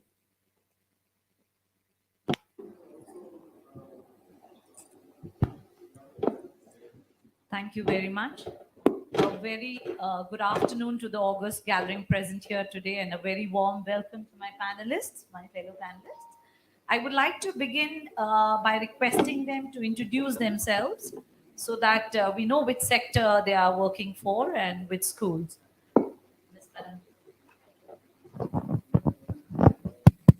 I'm Paramjeet Salota, and I'm a principal of Orchids International School, and I'm a lifelong learner. So, good afternoon. I'm Dr. E. Prasad Rao, Chairman, Paramita Group of Schools, Iris World School and Explorica Cambridge School, Karimnagar, Telangana. And I've just finished my 4 decades of, continuous learning. As ma'am was telling, learning is happening by the minute. Welcome, all of you. Good afternoon, everyone. So I'm half your experience. This is Caroline Ross. I'm the principal of Springfields International School, and I've been into education since 2 decades. Thank you. Myself, Dr. V. Bindu, principal of Hosur Public School, Hosur, Tamil Nadu. I think I am the only one from Tamil Nadu who is attending the session today. I've been in this field for the past 20 years. Hi everyone, good morning. I am Garv from DRS International School and Edify Education, a chain of 25 schools around India. And I mean, everyone's saying their experiences. I'm just 23 years old, 2 years of experience. A lot to learn from all of you. Yeah, hi everybody, and namaste to all the esteemed sitting in front of me and all. Really, it's an honor to be with all of you all. And I'm Dr. Geeta Venkat from Patancheru. It's in the suburban area to the Hyderabad. And the school, it's, I can say it's in a very rural area with just 900 strength and doing well with our children. Even we have taken to meet our President of India and also accolades and a very, like, even though they are still rural area students, but the education is the best, I should say. But that's only because of, like, I'm born and brought up in Mumbai, and this is, I think I'm the second senior citizen sitting here. Nearly from 38 years, I'm running the school. Yeah. Thank, thank you. Thank you. Thank you. So, as I think each one of us is aware that the world of work is evolving, it's changing. We know that, say, 20 or 30 years from now, people will be in jobs that don't even exist now. So, we need to prepare ourselves for future job roles which we can't predict as of now. Let me share a data with you. A survey was conducted by BCG, the Boston Consulting Group, and the network, and they found that two global megatrends are going to impact the future workforce. And these are the technological advances and globalization. Around 61% of 366,000 candidates who were surveyed across 197 countries believe that these global megatrends have already started impacting their jobs, every aspect of their job, and also the skills involved in them. I would also like to draw your attention to a statement which was made by Mr. Mauricio Macri, the then president of Argentina in 2018. He stated that the future of work will be a race between education and technology. How true? Because the technological advances are happening at an accelerated pace. And probably as educators, we are seeing and observing that education and skills are not able to, keep pace with them. So we as educators need to see that we empower our students with employable skills so that they are future ready, they are industry ready. This brings us to a very important question, which is our educational ecosystem equipped to address the coming revolution in skill demand? In that context, I would like to request Dr. Geeta to please give her views about how can we empower our students and the other stakeholders to be future ready. Thank you, Sonia. And the very first you attacked me. So, like, I should say that, like, the skill is nothing but every part of a child in him. Everything, like, the child is, we are just seeing the child grow. And however he is growing, that is not the way what we should think. We should only see his ability, what is the ability in him, and how to groom that ability. How should we, how the child can acquire the talent in him through trainings and through other skill development programs and all. And for that, like, as I told, every child has in himself, but only thing is we need to know it and groom it. And for that, once, when we had been to Singapore, I have seen there, like, even fourth standard children are allowed to participate in their research. If any scientist has the thesis to write and all, so they are given chance to help them out in writing thesis. So that type of thing is not really there in our India, where we should really involve our school children in every research part and all, and to do other things, other sources. And nowadays, many stakeholders like Udemy share skills and all, so they are coming forward, like, to take the child, I mean, pick up the children, or like if the children approach them, they are giving them online courses to develop themselves, and many more, like even as I can take a name of Jani, her name, your vlogger. She's a vlogger and a blogger too, and she has developed her skills in talking and writing. So everything in us we can develop, and we can really achieve to the such point. So it's not that we should survive, just live, but we should see that we should prosper. And that prosperity can happen only when we train our inner talent and train our children, those who are in our hands. And we are in a very good, teaching field, that where we can really show our talent developing the children, and we can lead, like we have say I have heard from our prime minister, sir, future prime minister, Anil Kumar. Now I think we'll call him as the same only all the time. So how coding and all has been introduced in the schools, and also same in our school too. And really the children are enjoying, and they themselves, even 8th 7th standard child and 4th standard child, they have made some games on their own. So who knows how is their future in further. Even playing games is a skill, and for that you can really develop it, and you can earn a lot from that. So as I told, like Udemy type of people and all, many are there, those who are ready to pick up the children, and cred. So how they really appoint the people, and let me take a simple thing is like Wipro. Now in a pandemic, when the children were like in loss of education, and Wipro people, they really they grasped it, they understood that, Arey, what is our future, who is going to run the company very well. They need everybody, a proper person to run. Every person, they need a talented person to come into their firm. And so they have appointed few volunteers, those who went to villages and educated the children. They started educating them, because they don't want them to sit idle in this corona, saying all that COVID situations and all, sitting idle. So these are the things. So many people are ready to come forward, and we are lucky enough that we are the main stakeholders, schools. Sonia? So totally agree with you, Thank you. Ms. Geeta. Also, I think when we talk about upskilling and reskilling, we talk about upskilling of the parents as well. So like we had the previous panel, we did say that, I don't remember the name of the panelist, but he did say about the last leg where the parents also need to be educated, right? And I think that is what we did during the pandemic times, that we upskilled our teachers, also the parents. We made them aware of the various technological advances and how together we can work towards the progress, of the students at large. Dr. Bindu, when we talk about skill building, we hear a lot of words like upskilling, reskilling, new skilling.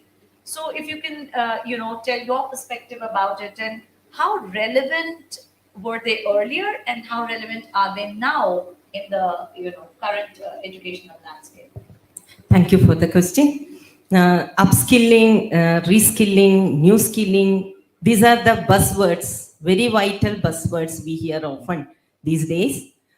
Our education system, I believe, is basic and standardized. One agency fixes the curriculum, and the teachers, they they teach the curriculum in the class, and the students by heart, and they write the exam, and they are assessed based on the mark, and that has been going on for years. And the study says that, as per the World Economic Forum, the study conducted in 2021 says that 89 million of jobs will be removed from the market, from the career market. And at the same time, there will be around 150 million new jobs. New jobs will be created. That is as per the Microsoft says, the study conducted by Microsoft. And along with that, the technology advancement, we have been hearing about the advancement of technology and the changes that has been brought into the education sector. And along with that, 400 million people, they are having this skill The gap exists among 400 million people. And I would just, and even all the industries and all the institutions, they prefer the candidates to be like plug and play type of candidates. Like the first day, first ever productivity. They are not ready to give training, and they don't want to spend money for that. They don't have the time also for that. So they expect the candidates, the recruited candidates, to be ready for the job, and they prefer to have a mix of hard skill and soft skill. It's not only the skill required for the job, but also the soft skills, just like life skills and attitude, the right attitude, and so many other skills, integrity, empathy, all the life skills. So they want that kind of candidates. So this is the scenario. And the question that we should ask among ourselves is, are we preparing our students, or are we making them job ready or life ready or society ready in our classrooms? So that's a very pertinent or a very relevant question we have to ask ourselves. And we know that the changes are happening. Are we adapting to the changes in the classroom? If not, what will happen?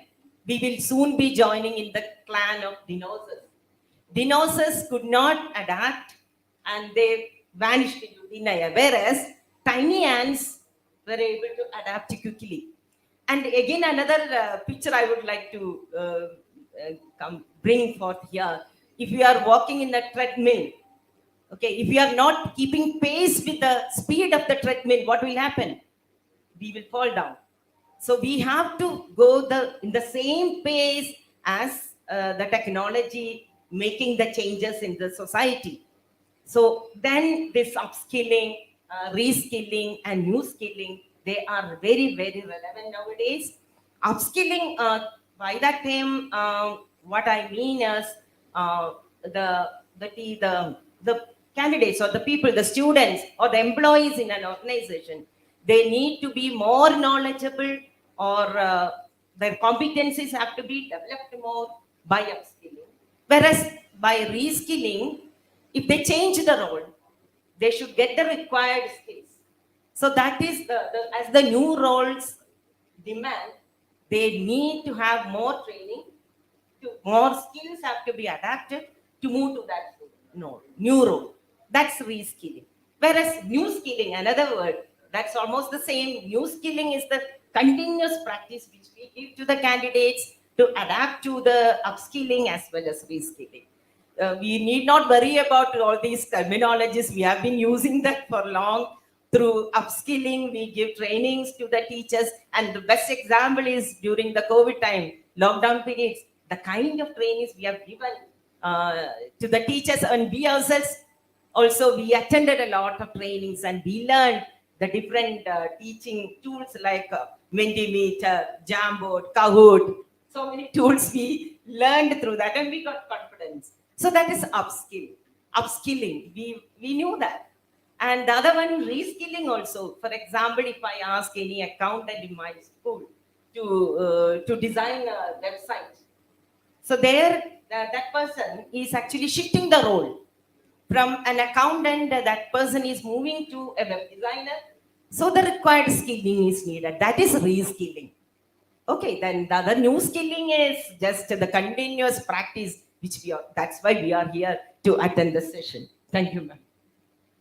So Dr. Bindu very rightly said, and I'm sure during the last 2 years, we also witnessed that in between there was a time when the students did come to school for a little time and then the schools closed again. We also in our school did a lot of reskilling. So the teachers were taught how to give immediate medical aid to the students. So they took on another role and they were reskilled in that sector, giving CPR or the first aid. So I'm sure in different schools, different ways, we have incorporated to reskill and upskill our teachers. So we do understand, Dr. Prasad Rao, that there is a need for skill building. But where does one begin? How do we start this continuous learning process? Thank you, ma'am. In the Indian context, skill is a major challenge, not in the Chinese or Korean context or Japanese context. Why? Because something has gone wrong with school education. Still, it is mostly going wrong. Forget about some pockets where skilling is really good. There's less of skill gap.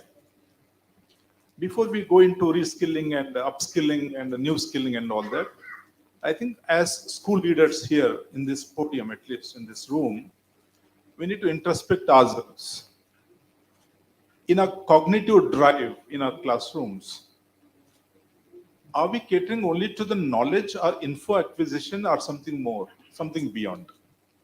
If a school prepares a child only for examination, and I think we are compromising with the skill factor. If the child is only preparing for some kind of superficial thing, then I think skill factor is at a cost. So when we look at our own schools, our own kids, and I think the skill cannot begin when the child becomes an adult. It's not so easy to begin at that time. It has to be done at the school level, at different age groups. Age appropriate skill building or development through curriculum transaction is a possibility, is a distinct possibility. So far, it must have been a distant possibility, but now it's a distant possibility. When you talk of skills, for example, if a child is not able to observe minutely, microscopically, different angles attached to an object, then he is missing on skill point.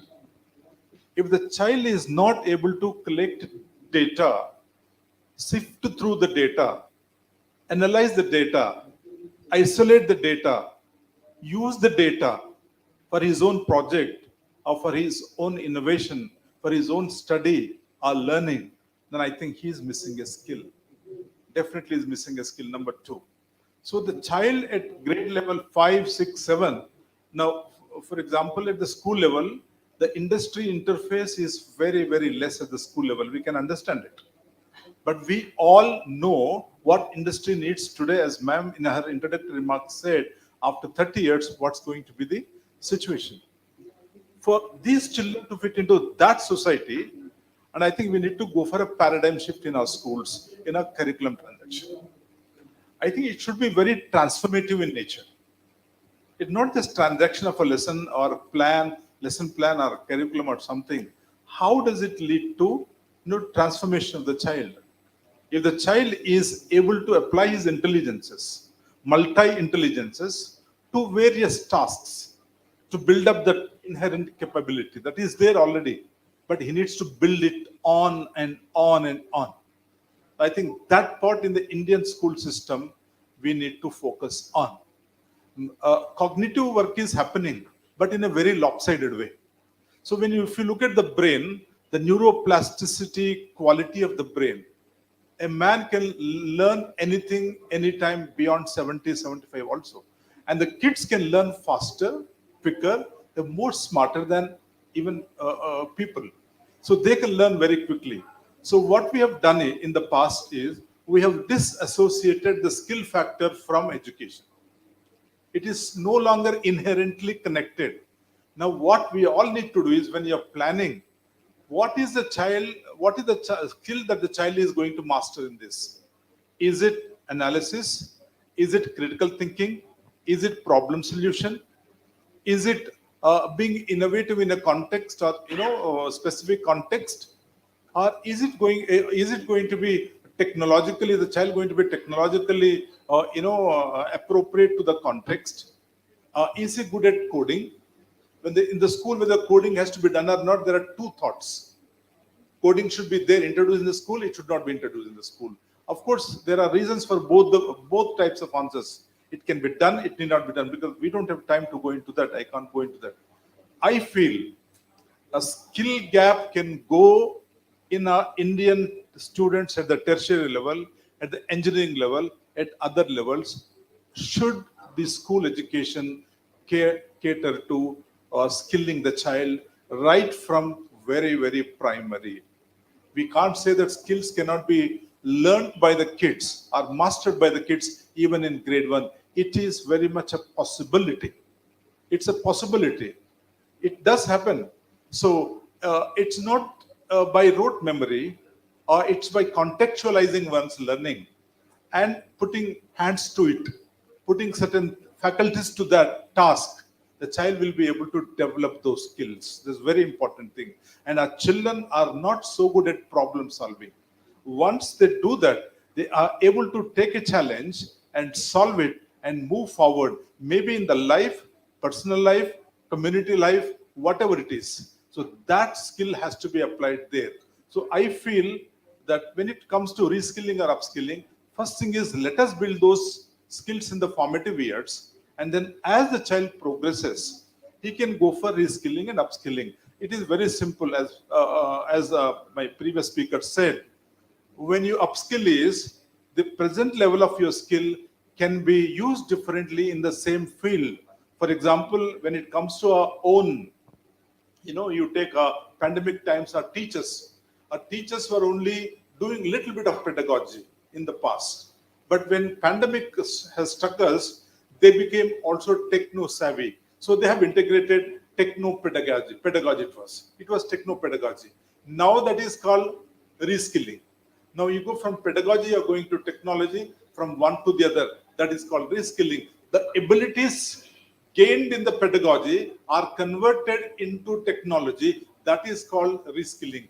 But actually, when you go into your own area, for example, monitoring or observing or analysis or collection or synthesis or problem solving, when it comes to those things, and then if you can upgrade your skill, present level of the skill, to the next level, through an action, through an activity, through a project, and I think the child will be in the right process of skilling at the very school level. Once that is done, I suppose, at the tertiary level and in the engineering level, which is a very big crisis today, we will not face that in this country. Thank you so much. So I totally second your opinion, Dr. Prasad. And like we stated, like research has suggested, that we come from top down. So we see what industry wants, and that's what we give to the industry. So maybe from higher education, or we come down to the school education, and we, upskill our children, we train our children on different skills. Also, what I certainly feel is that now schools are playing a larger role. Now that most of the parents are working, whether it is the life skills, whether it is ethics, values, whether it is the technological skills, adaptive skills, we have taken on a larger role as a education sector, as schools. We are doing what parents were probably doing, say, 20, 30 years ago. We are doing that too. Also, what I would like to share with you is that very soon in our school, we are going to have a science exhibition. So we do talk about all the 21st century skills, which is communication, collaboration, problem solving, and so on. One of the projects which our class 8 students have taken up is climate change. So we do work very closely with the sustainable developmental goals with our children, since they are the future citizens and they need to know what problems lie ahead of them and how together we can work towards them. So we are in touch with a company which manufactures cars, and we are bringing them to our school so that they can talk about their electrical vehicles. How we are making this shift from petrol and diesel to the electrical vehicles. So when we collaborate with the companies, they come down to the school level. I think this association will be the first of its kind, where a manufacturing company is coming down to a school to share its technology, to make the children aware of why did they think of electrical vehicles so much ahead of time, what was their vision, and now we see those electrical vehicles running on roads. So thank you so much, Dr. Prasad, for that. I'll just add one point. Yes, yes. So in our schools, group of schools, we are doing all skill-based activities aligned to the curriculum, not separate. They need to run a project across the year, align all the subjects, math, science, social, STEM, what you call today nowadays, Now STEAM also is in the process of coming. So every child from grade 1 to 9 will have to go through the skilling process. Otherwise, no transfer of lesson will be done. That child will have to go through the skill. He will have to fall down, he will have to get up. He will have to learn, he will have to unlearn and start relearning. It is really very well happening, and we have been doing it for the last 5 years, full-fledged project-based learning from grade 1 to grade 9. That is so fantastic, Dr. Rao. And I would like Ms. Paramji to share a few examples or instances where you upskill and reskill your teachers in your institute. How did you go about doing that? Okay, it's teachers or parents and students as well. You can talk about all Okay. the stakeholders. So I feel that education, child's education is incomplete if we are leaving parents and teachers. They are equal stakeholders. And of course, as Ms. Sonia said, that world is changing very fast. And the jobs which are available at present may not be there for 10 years down the line. I hope I'm audible, right? So what we need to do? We need to redefine and redesign our curriculum. That is, I think my fellow panelists, they have also pointed out. But how? Why we know, but how? And what we need to do.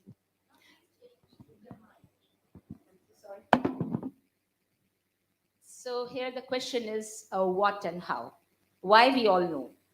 And there are various industries, as Ms. Sonia rightly pointed out, there are industries, those who have raised these issues of students not being equipped enough with the practical skill sets which are required to thrive in the real world. And of course, outside the education industry. There is a huge gap. We have seen the students, they fail to face real life challenges when they're out of school and of course out of colleges. So they fail drastically. They don't know how to get into the rigor of the things because everything is available in the plate for them. They really need to take the ownership of their learning.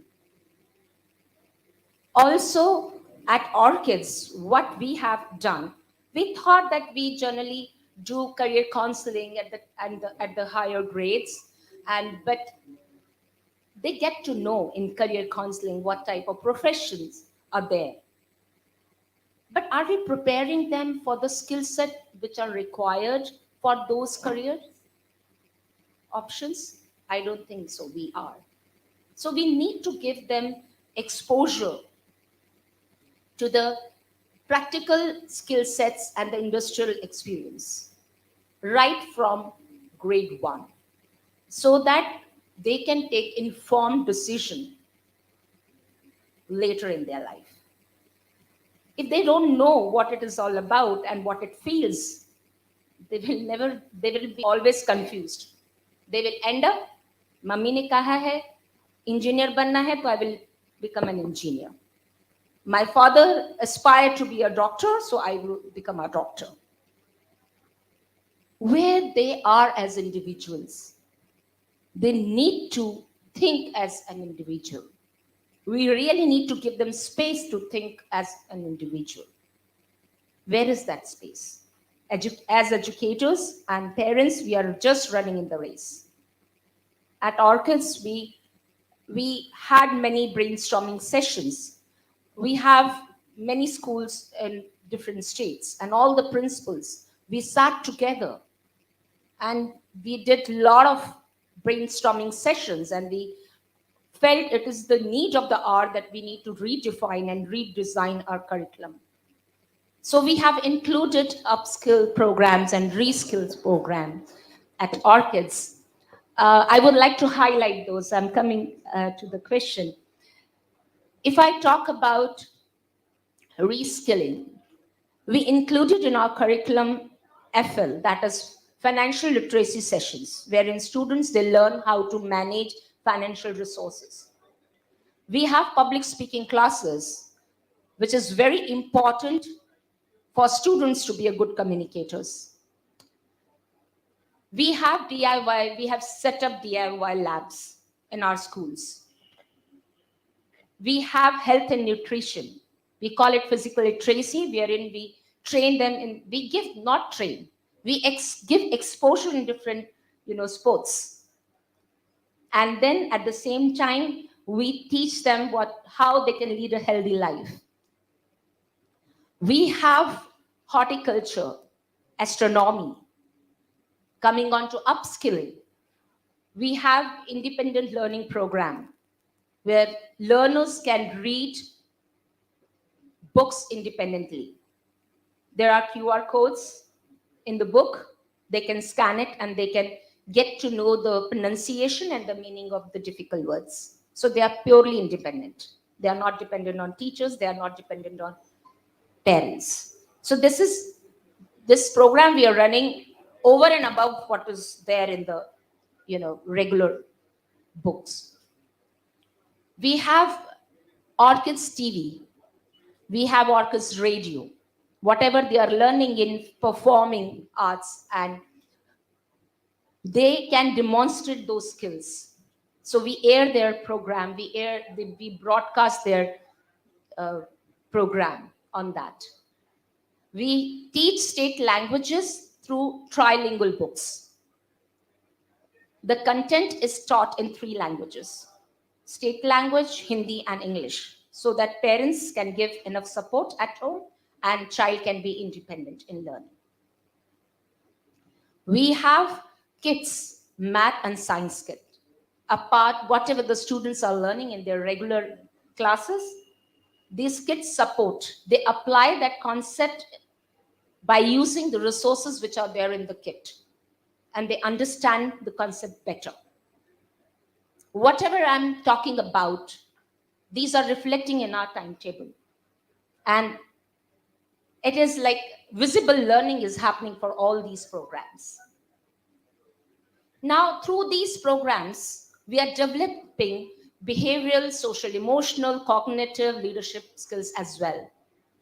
Of course, organization skills. I feel that over and above all these skills, I think you all may agree with me. It's very important to instill in our students the resilience and perseverance. The moment they get into the rigor of hardship, they take aback. They're confused. They don't know how to react at that. I feel these are also very important skills. Yes, of course, technology. Everybody's talking about technology, but I personally feel educators should not be slave of technology. Nobody can replace human mind. Nobody can replace human touch. We should not forget it. Let's take technology as a resource, but don't be slave of technology. Again, I was telling my teachers that whatever you are implementing in the classroom, a robot can also do that. And I'm sure it is happening nowadays. Robots are taking teacher's role. Then how are you different? How are you making impact on students' life? That you need to identify.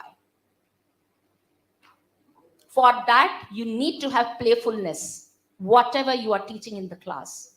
You need to have personal touch. I'm Paramjeet.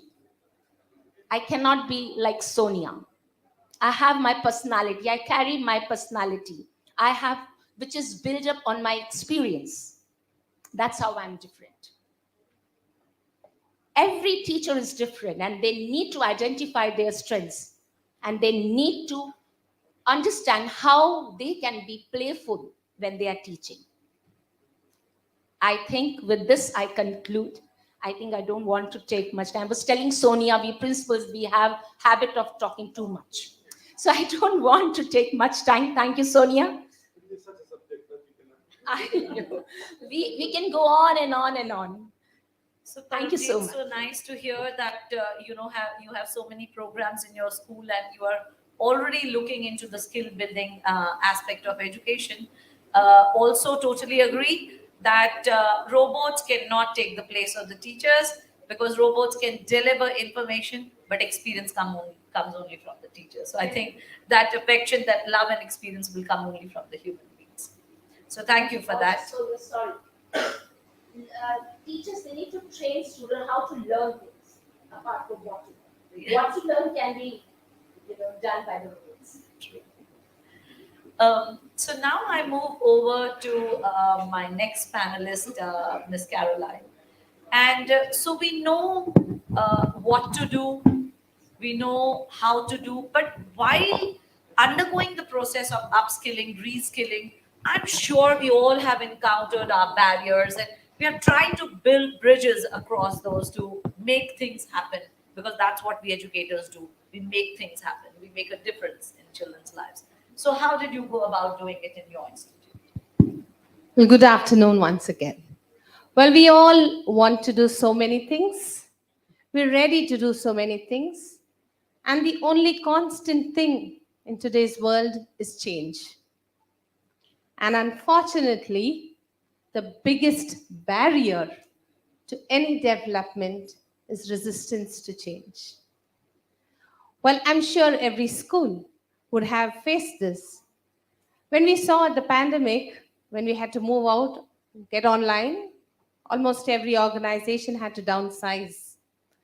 And the choice of retention was more on those who could have or could upskill themselves to make it for today's world, to face the challenges of then, suddenly moving to technology classes. And so there we saw that the resistance to change definitely made a difference in upskilling of our workforce. Many teachers today have a fixed mindset, but for the future, we need to have a growth mindset. We need to be willing to learn. We need to be willing to give in that extra time. While uh, maybe the upmarket schools really invest in their staff, they invest on their workforce being skilled for better classrooms and to give quality education to children, we still have many organizations which do not focus on professional development. And that again, one of the barriers for this is because of the requirement to invest time and money. Many schools put a lot of pressure, a lot of workload on their teachers or on their workforce, that there's not enough time for professional development. So that's one of the barriers again of schools, lack of investment in time and money, of course, because you need to spend for capacity building. You need to be willing to spare your teacher out of your classroom. Another important barrier that we face is with regard to the lack of efficient people already in their position. Now, you want to upskill them, but if they lack the basic skill itself, so it's very difficult to bring them to that level that we require. So these are some of the very, very important barriers that we are facing. And I just hope that when anyone chooses any job, they must first come into that with a growth mindset. Thank you. Thank you, Ms. Caroline.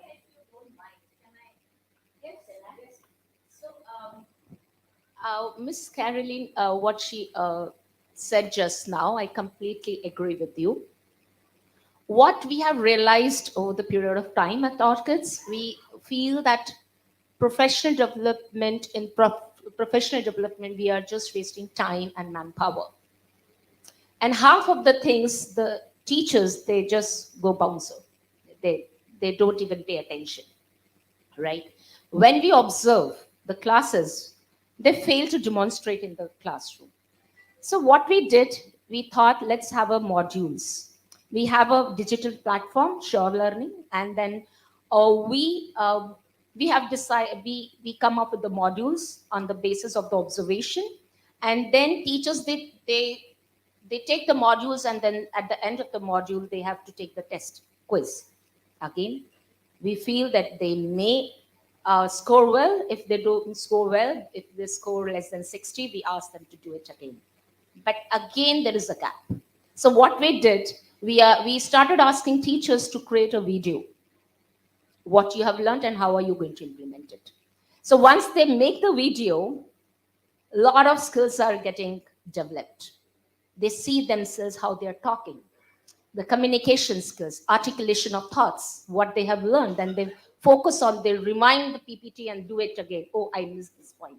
On that rating, on that video, we rate them. And then we see whether they are implementing that in the classroom or not. So whatever I'm saying, whatever we are doing at Orchids, we nail it, then we scale it, because we have so many school pan India. So different types of the small, the medium, and then the big schools we have. So we try to implement, we run the pilot program and then we see how it is. And all these things are tried and tested. So thank you. Thank you, Paramjeet. And as very rightly said, we know in our classrooms we have the leaders of tomorrow. So not only the students, but teachers also need to continuously be learning and undergo the new skilling process that we talked about. I would now like to come to Mr. Garg and would like to understand what are some of the practices that students should adopt to upskill themselves and be future ready. Thank you, ma'am. So, like everyone already said, the first thing is shifting from theory to practical. Uh, Once the student understands the concepts, once the student knows what they are learning in the classroom, uh, getting that to action, getting that to practical life, and implementing what they have learned is important. I mean, once you know, they have gained the knowledge. How do you upskill that? How do you, gain much more confidence in what you have learned? So upskilling will happen once you have put that into the practical approach. So few examples that I would want to give is internship programs for the students. Like in our school, what we do is someone who wants to, who is wanting to become a doctor or an engineer or an interior designer or a businessman, we send them to different companies, different institutions that, for example, a hospital for a week or 2 weeks time, where they understand how the practical approach of being a doctor looks like. An engineer, sending them to an engineering firm, or even an interior designing firm where the student knows what is actually happening, what is the practical world outside the school boundaries. So that's when they understand that this is the actual scenario outside school, and that's when they want to learn more about it, more they want to get into the subject, they understand what is their interest, and accordingly they gain knowledge and upskill themselves. Another example is where we can do in-house projects. For example, if a student is into business studies, so they are learning all the accountancy, all the the all the concepts of business studies basically, and don't know what to do after they're out of school. So how do we upskill that? I would say do a project where a student comes up with a startup idea and implements that and actually makes that a product and puts it out in the market. They will know what are the challenges, they will know what are the uh, perks of doing a business startup and what they need to do to start a business. That's when they get into research. They get into getting many more ideas and how do you actually put it into practice. So I would say theory to practical is one of the major things that we need to upskill a student or any other teacher or an employer or any kind of stakeholder. So yes, I would conclude with that. Thank you so much. So yes, having internships not only at the college level but at the school level certainly does help and give them a real life scenario. Absolutely agree with that. Dr. Geeta, what are some of the areas where students can upskill and reskill themselves, for the future, so that they do not fail when they step out in the world? Yeah, really. That and school is the real platform for that. Yeah, audible, fine. So, like, whatever we teach, not at the age of 18 and 19 in the colleges and all, whatever they learn, it should be really started from the school, and that too from kindergarten. Like, already we know that the brain develops like 70 to 90% from 2 to 5 years, and there we need to develop the five senses first of all. The five senses, when they are developed, like whether kinesthetic or whether cognitive or what, so the children automatically they will be so sharp to do themselves many things. And also to develop the skill, it's not that only drawing class or dancing, singing, photography is the only skill. Of course, in our school, like, we also keep photography competitions, and every Wednesdays we have the children should showcase their talents in any way, whether they prepare some props or with the props or anything like projects they have to do. And the children, we give like a chance for the children every year, every child, at least once in a year. Actually, it's twice a year, but if he misses also, but once in a year, he should come on the platform and teach the children. So when he teaches with different sources, more than the teacher, let me tell you how the way he uses his technology. He uses PowerPoint. He uses some of the articles, aids and all. So while teaching and all, he'll come to know where are the barriers, that what are the problems we are facing, and what education should have been given to us. He himself will understand, and then there we will get to know where our children are lacking and what is the development that we should bring to the schools, into the school. And for that, like, we have called like many other people, like this pollution control people and all. And we take the children to clean up the lakes and all. We have I've been made our children to join this Go Green clubs and all. And so what they do is, whatever they do, they practically. And we have taken the children to the farms to plow the field.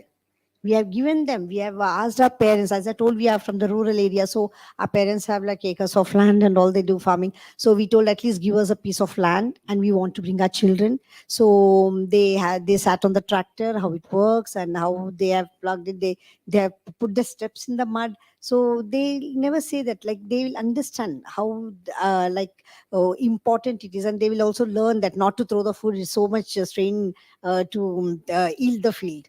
So these all things and all.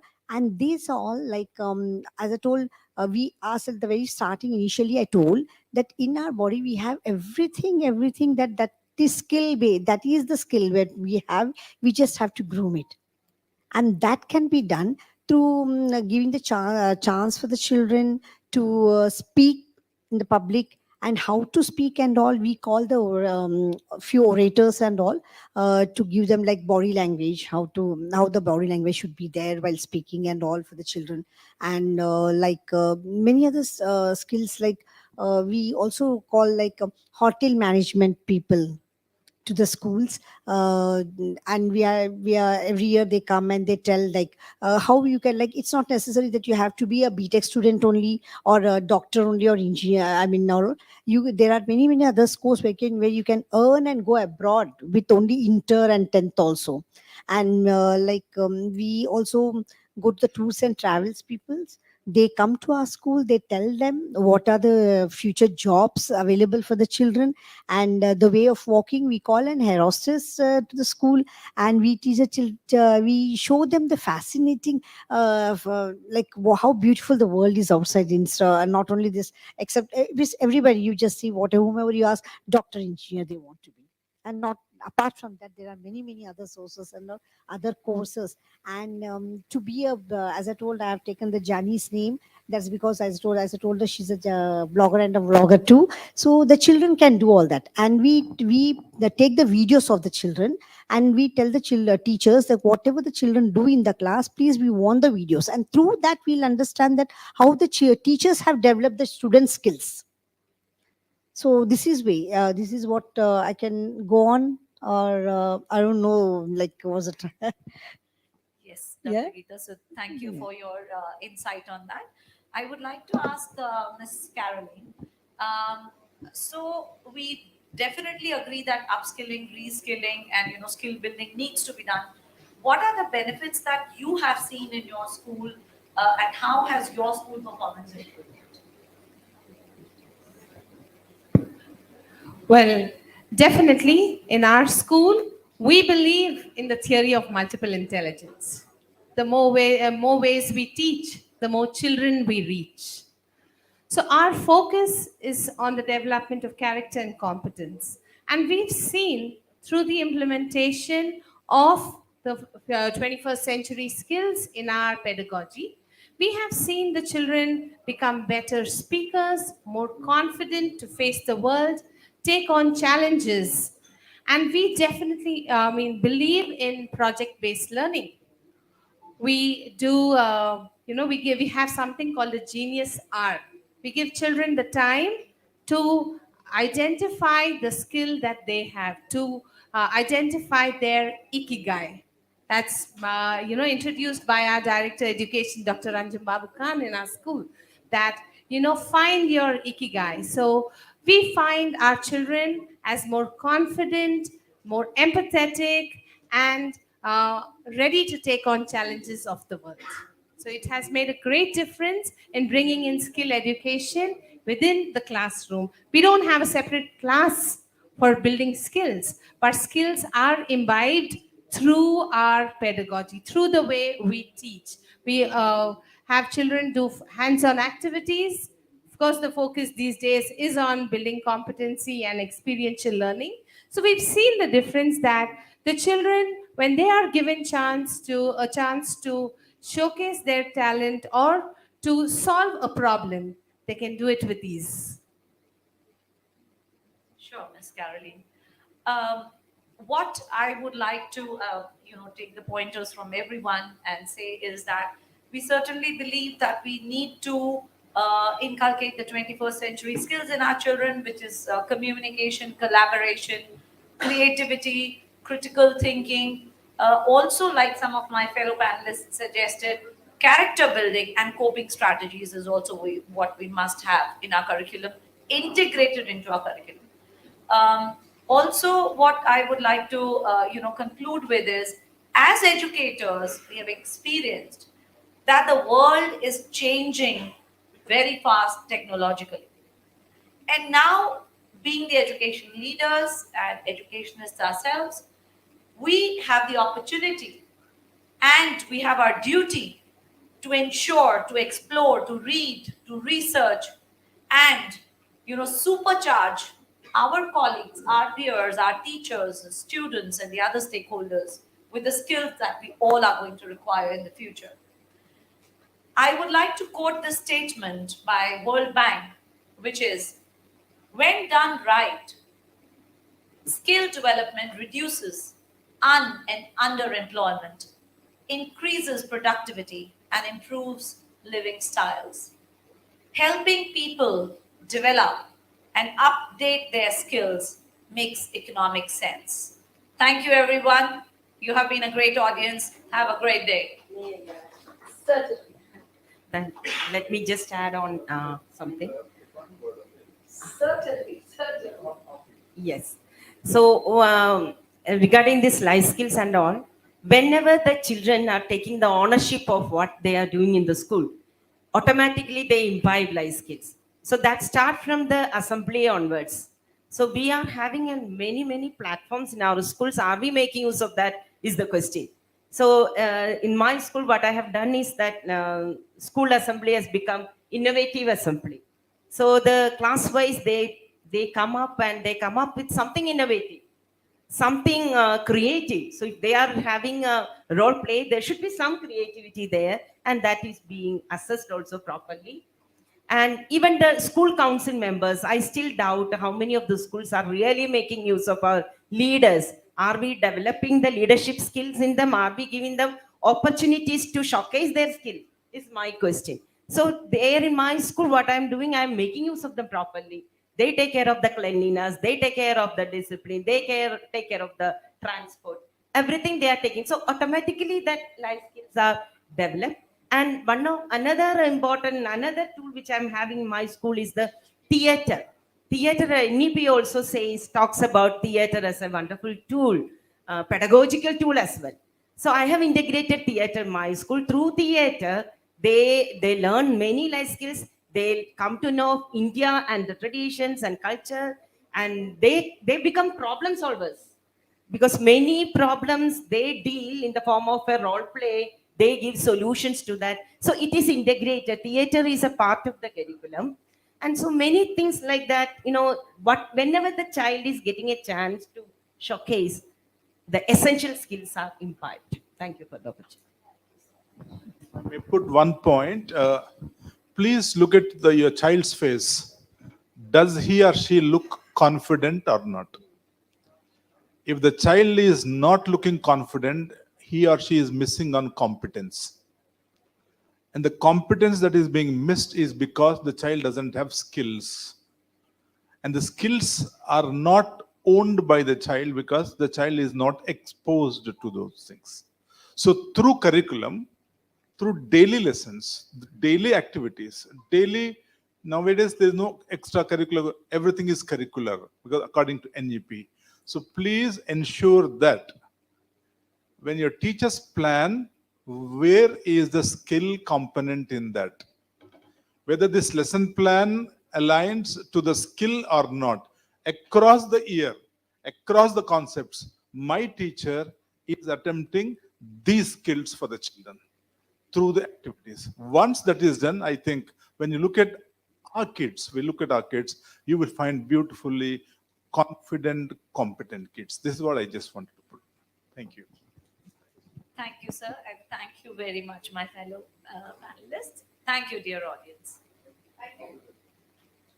Thank you to all the panelists for this wonderful discussion that we just had this afternoon. And may I request Mr. Sandeepan Reddy, who is the founder chairman, Synergy National School, Vagala, Maharashtra, to please come on stage and felicitate our panelists here.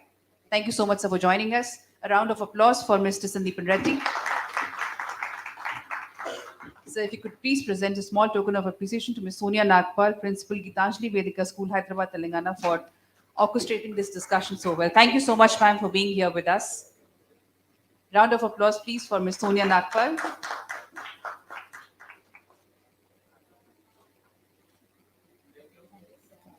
Ms. Caroline D.N. Ross, Principal, Springfields International School, Badlaguda, Telangana. Thank you so much, ma'am, for joining us this afternoon. Thank you.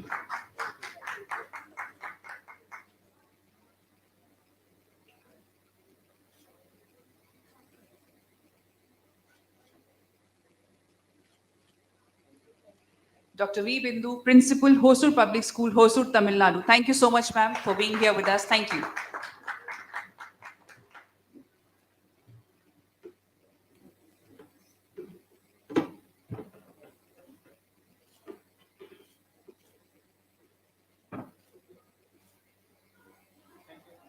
Ms. Paramjeet Salota, Principal, Orchestra International School, Hyderabad, Telangana. Thank you so much, ma'am, for sharing your thoughts with us. Thank you. A round of applause, please.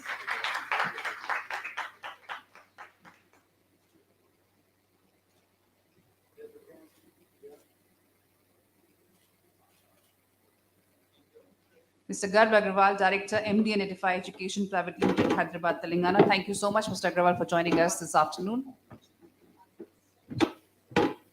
A round of applause, please.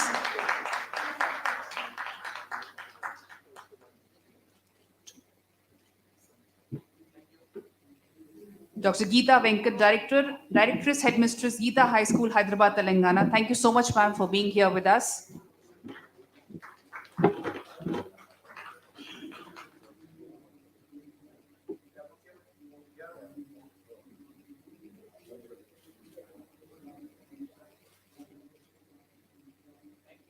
And Dr. E. Prasad Rao, Chairman, Paramita Group, Karimnagar, Telangana. Thank you so much, Dr. Rao, for being here this afternoon. Round of applause, please, for Dr. E. Prasad Rao.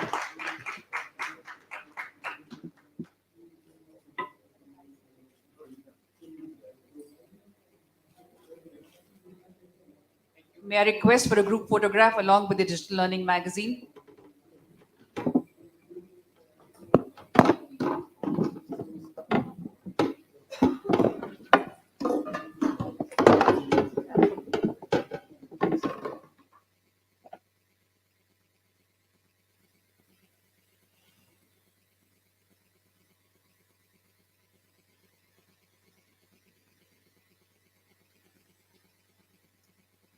Round of applause, please, for our wonderful panelists on stage.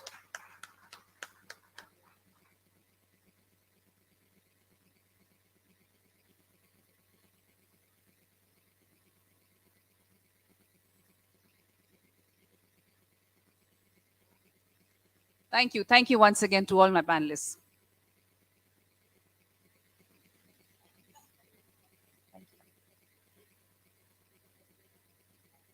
We'll now head into our next panel discussion, which is on rethinking education in the new normal, adapting to digital innovations for a better future. I'd like to welcome on stage to Dr. Manish Jha, Head Infinity Schools, Infinity Learn by Sri Chaitanya, who has graciously agreed to be the moderator of this discussion. A round of applause for Dr. Manish Jha. Thank you so much. Thank you. I'd like to invite Chris Srikant Babu, Director, Kennedy School and Next Gen Schools, Hyderabad, Telangana. If you could please join us on stage. A round of applause for Mr. K. Srikant Babu.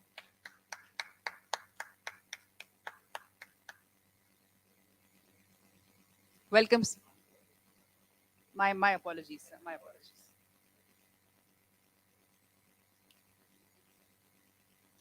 Ms. Meghna Musunuri, founder and chairperson, Fountainhead Global School and Junior College, Mayapur, Hyderabad. Ms. Meghna, if you could please join us on stage. A round of applause for Ms. Meghna, please.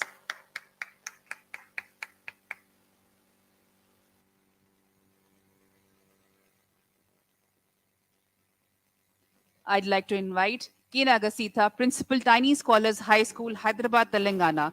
Please join us on stage, ma'am. Round of applause, please. Oops.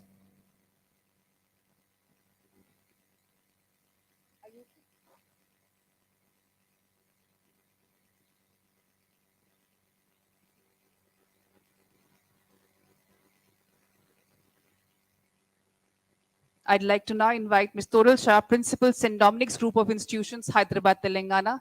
Thank you so much, ma'am, for joining us. Round of applause, please.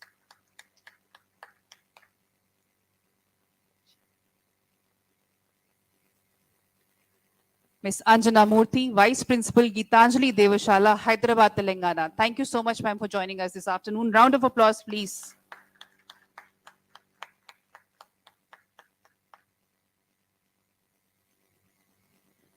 Ms. Mona Nisa Dash, Head of the School, Shanti Niketan International School, Sikandrabad, Telangana. Thank you so much, ma'am, for joining us.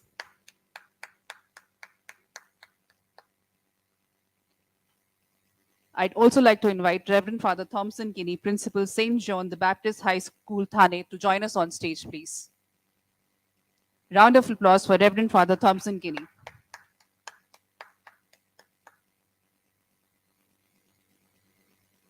I'll hand over the session to Dr. Manish Jha to take the discussions forward. Over to you, sir. Thank you.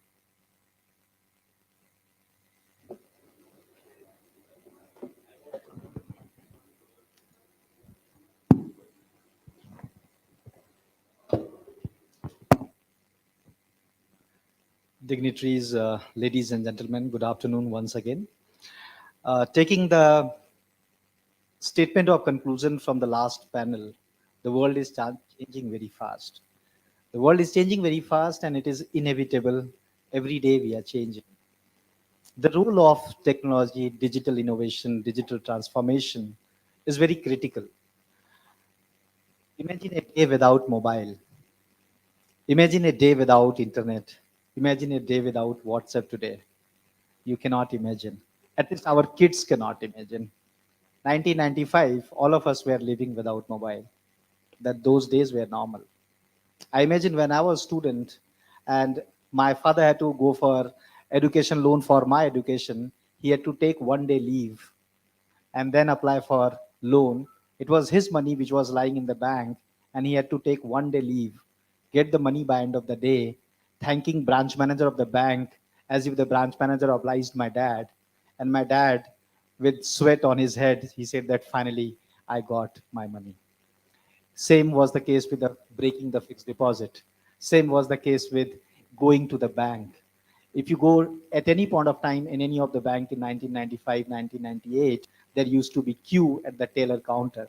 Your money is lying with the teller, and the teller used to oblige you. Today, everything happens on fingerprint. Amazons of the world, Ubers of the world is making the life easy. But is the life easy is at any cost? Is it the real enabler? Is it the positive sign, negative sign? And the same goes with education as an industry. I don't know how many of you know about this, but every day 8 billion people search on Google, and that is the population of world. Every day, it means 1 lakh people come to Google every minute, and that's where the digital innovation is happening all across the world. So, taking the context forward, our topic again, I reiterate our topic for the panel discussion is rethinking education in the new normal, adapting to digital innovation for better future. Education system, the two problems always happens. One is education in itself, and second is the system. COVID has changed the world, and I would leave the problem statement with all the panelists, and I'll go one by one with all of them. That digital transformation or innovation, is it an enabler to the new change, or is it replacing education? And what are maybe their opinion? I would like to go with Mr. Srikant Babu. That so I again repeat the question. The question is, do you see digital innovation as an enabler, or you see digital innovation replacing education in itself? From your thoughts, sir. Good afternoon, everyone. I know that this panel is between you and your lunch. So I think if I have to make a one-word answer, it is yes, enabler. So definitely it will not replace, but it will only aid to the educators' role in the school. So digital innovation, whatever it might be the high-end digital innovations that are happening, or a very simple tool, a simple digital aid that's been there for about like 20 years, something like that also. But at the end of the day, it depends on how the teachers, how the educators are utilizing the tool, and how they are innovating their own lesson plans in the classroom. So it is definitely an enabler. So we will elaborate that enabler definition later, but ma'am, what is your thought? Enabler or replacement? I would win a lot of vote if I said enabler. So I'll go Enabler. with an enabler. Okay, we have two votes for it. And I'll add two more words with an E. It's an enabler if the environment is right, if it is engaging, and if it challenges you to be enterprising. Otherwise, it is not an enabler. So enabler with environment and enterprise. Meghna ma'am, what is your thought? Good afternoon, one and all. Good afternoon, one and all. I would go with enabler, definitely, because replacement, we are not there yet. So, yeah, maybe in the future, we might find replacements, but not there yet at a full-fledged level. Glad that we are getting more votes for enabler. Ma'am, what do you say? I totally agree that, yes, I go with both of the panelists. Yes. Why not replacement, ma'am? Why is it going to replace? Because I don't have the answer for that, but because the children are more open to learning, and we have seen that. We have seen the change that how children could adapt quickly, and there was learning going on. Instead of stopping education, it has shown the world that how the shift has taken place and how the digital has overtaken the teacher's role, and the learning was going on. And it didn't happen with few sectors because of certain challenges that they were facing. especially because of the infrastructure or because of internet connectivity or many other changes where if the parents were illiterate and they didn't know how to support. But then those were the few challenges. Right, ma'am, I'll come back to you. Ma'am, what do you say? Enabler or replacement and why? Yeah, good afternoon, everyone. So glad to be here. So I would say it is enabler because it's the human touch that cannot be replaced. So that says it all. And the love and the happiness that you see in the child, that comes only and only when there is human touch involved. Children claim that they can read everything from YouTube today. Well, let's see if that is sustainable over the long run. Right. Ma'am, what's your opinion? Good afternoon, everybody. I think it's an enabler because it can only be a resource. It cannot be the whole thing, right? Kids learn from people, places, experiences, and it can just add on to the experience. It cannot be the experience in itself. So it's an enabler. Thank you. So what do you say? Good afternoon, everyone. I also go with the same take with enabler, but the reason I place is firstly because of what Madam said is the environment should be conducive. If the environment in the school is not conducive, then whatever you do, it will all go down the drain. Main important thing is our own staff also should agree with what has to be done. If they are not for, then whatever you do, it will not be that ineffective. It will be for the kids. Thank you so much. So you could see the conclusion is technology is an enabler, not replacement. We'll get into deep about it. My next question, very specific to maybe we'll start with. Again, Meghna ma'am, and would like to know that people say that emotional intelligence starts where the artificial intelligence ends. So how do you see the new normal life, which is the combination of physical and digital, and I call this as a physical way or hybrid way. How do you comment on new learning process and the new education system, which is a hybrid learning, and what are the 4, 5 matrices or the enablers that you see towards that kind of learning? Right. So when we talking about emotional intelligence, right? So today we also have apps which are AI enabled to help teacher understand the emotional quotient of the child. So it is again up to the educator where and all they can apply these digital platforms and help children upskill their skills. So the new education is more towards upskilling the life skills than the education itself, because I feel we have to move from, because it's been always we heard about teacher centric, child centric, education centric, but new normal in education will be life skill centric, and it's all about how much you can learn and what can you learn and how well you will be able to do things, right? So it is more focused on solution process, or you call it like problem solving, which is the end result is a solution focused education system is what we are looking at.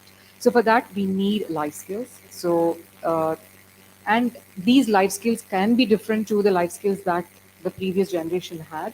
So we need to be futuristic in trying to define these life skills for the next generations to come. So there'll be a lot of inputs which we need in many aspects. So when it comes to social emotional learning processes and procedures, this will actually try and create that wholeness in a child while they're growing up, because just technology or just learning might not give them that holistic feeling, because until unless they realize it won't complete them without the social emotional learning. So yeah, that's my take on this. Thank you. So, ma'am has spoken about the importance of life skill. My question is with Ms. Shah, and the question is when you talk about the life skills, it's very holistic process, but today you are mentioned as a qualification of social media and platforms like YouTube and people. What do you think that this disrupting the holistic approach towards inculcating the life skills for each child?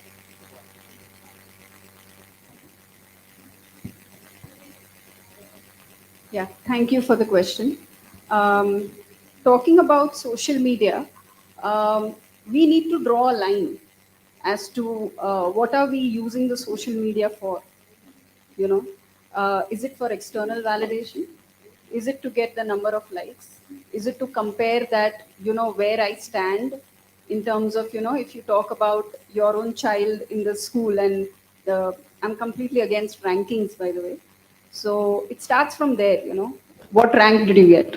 So if you relate back with social media, how many likes did you get? And that's completely external validation. So if you're seeing social media from that perspective, it doesn't help you, and it kind of depresses you. That is my take on it. But at the same time, if social media is used in terms of networking, to know what all is happening around you, and used in the right way, then it's a beautiful tool. So as long as you are not taken by the external validation that you are getting from social media, then you are fine. Thank you.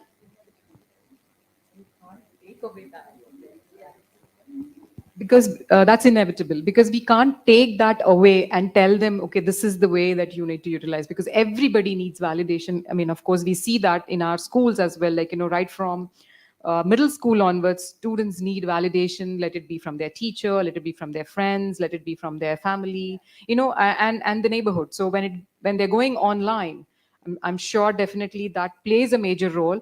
And what we have to prepare our students is, how do you handle that? That is more important than just telling that might not play a major role. Right. Absolutely. I agree with your saying. But what I'm saying is that added to that, you shouldn't be bogged down by if you have not got the kind of number of likes that you were expecting. First of all, it should start from you. That, what have I done? According to me, it is fine. I think I have done an achievement, whatever. It should start from you. And social media really helps because you want to share what you have done. Whether you've got the number of likes or not, that doesn't matter. You want to share it with everybody, because when you share, I think you are helping the mankind. Yeah.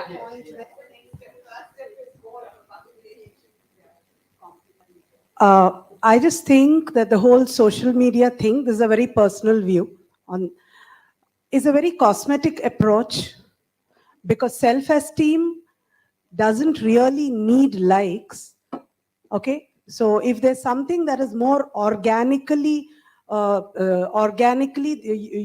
are appreciating yourself organically, and if there's an environment that helps you to come and get appreciation from the platforms that come from below to above, and not from appreciation that comes from top. And for that, a lot, I think, for India would be that we are in a wonderful family-oriented cultural ethos, where I think those needs of ours, whether they are emotional needs or psychological needs or any other needs which are there, are so beautifully taken care of that we really don't need to go to a Tom, Dick or Harry or Jane, Jill, Mary, whatever, to get approval. Is approval for self-esteem? Then we need to look within. We need to look within our different environments of family, friends, society, school, maybe for the adults, industry, peer, clubs, parties, maybe too. Yeah, so it's a balancing act, and people say that education has become less of an arts and more of a science at this point of time. So, taking the discussion forward, my question to Mr. Father Thompson, and Father Thompson, what do you think that when people say that social media is okay, but up to a limit within an environment? But do you think that the child whose maturity level, the intellectual capita is not very high, and a very early age of the maturity, do you think that what should be 2-3 basically controllable environment that the child should put in, at least from the school ecosystem standpoint or the teacher standpoint, the precaution or the measures that the child should be taken care of? Your views, sir.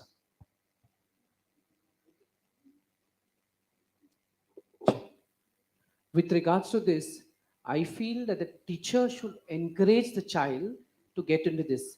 The teacher's pat on the back will encourage the child to, get more confidence in what he or she is doing. This is what I personally feel, and that is the most to, tell the child that I'm holding your hand and walking. So I am there, your support. So maybe Anjana ma'am or no, Sita ma'am, any other input do you feel on this question? Yes. So generally children want compliments. It is not only the praises, but they should be even able to handle any situation. I think that is what we actually teach our children, to balance it either way. Even if they are not being complimented on a platform where they are expecting so. So I think it is balancing, that is what we need to teach right from the beginning. Um, that is Thank my you. opinion. Thank you.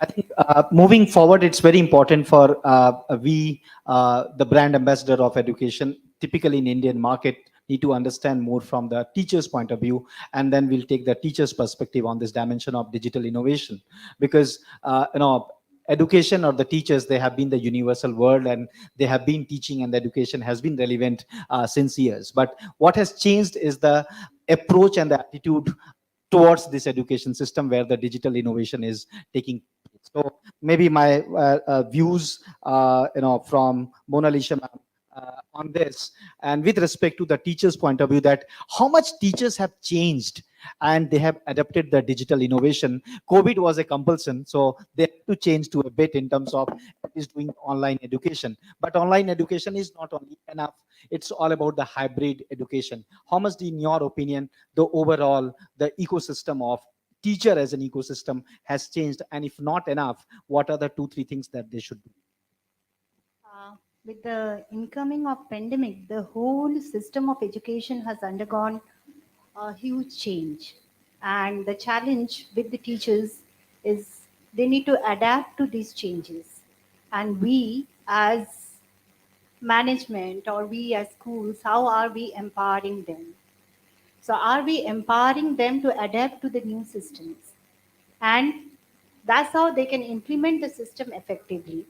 So first thing is that during the COVID time, did we train our teachers enough to ensure that they do the online classes effectively? They understand the systems well, whereas during the online system also, it's not all about a PowerPoint presentation. Every time a PowerPoint presentation, or every time just talking to the kids, and no, it was much beyond. How are we engaging the kids? How are we making it engaging, relevant, challenging? The engagements for the kids, that was more important, and for that we need to give a lot of training to our teachers. So starting from they were teachers at different stages. There were teachers who were just beginners in the digital learning. There were teachers who were masters in their digital learnings. So did we pair them up? Did we do a buddy learning system where one who is an expert can actually guide the teacher who is just a beginner? So that is how we need to empower them, motivate them, and ensure that they understand the changes in the education system. They need to voraciously read the new evolution in education. So are we giving enough collaborative time for teachers to read? That's very important. To learn, unlearn, and relearn. And believe me, unlearning and relearning is challenging. And if we are overcoming that challenge through adequate training to our teachers, I think digital learning will always be an enabler.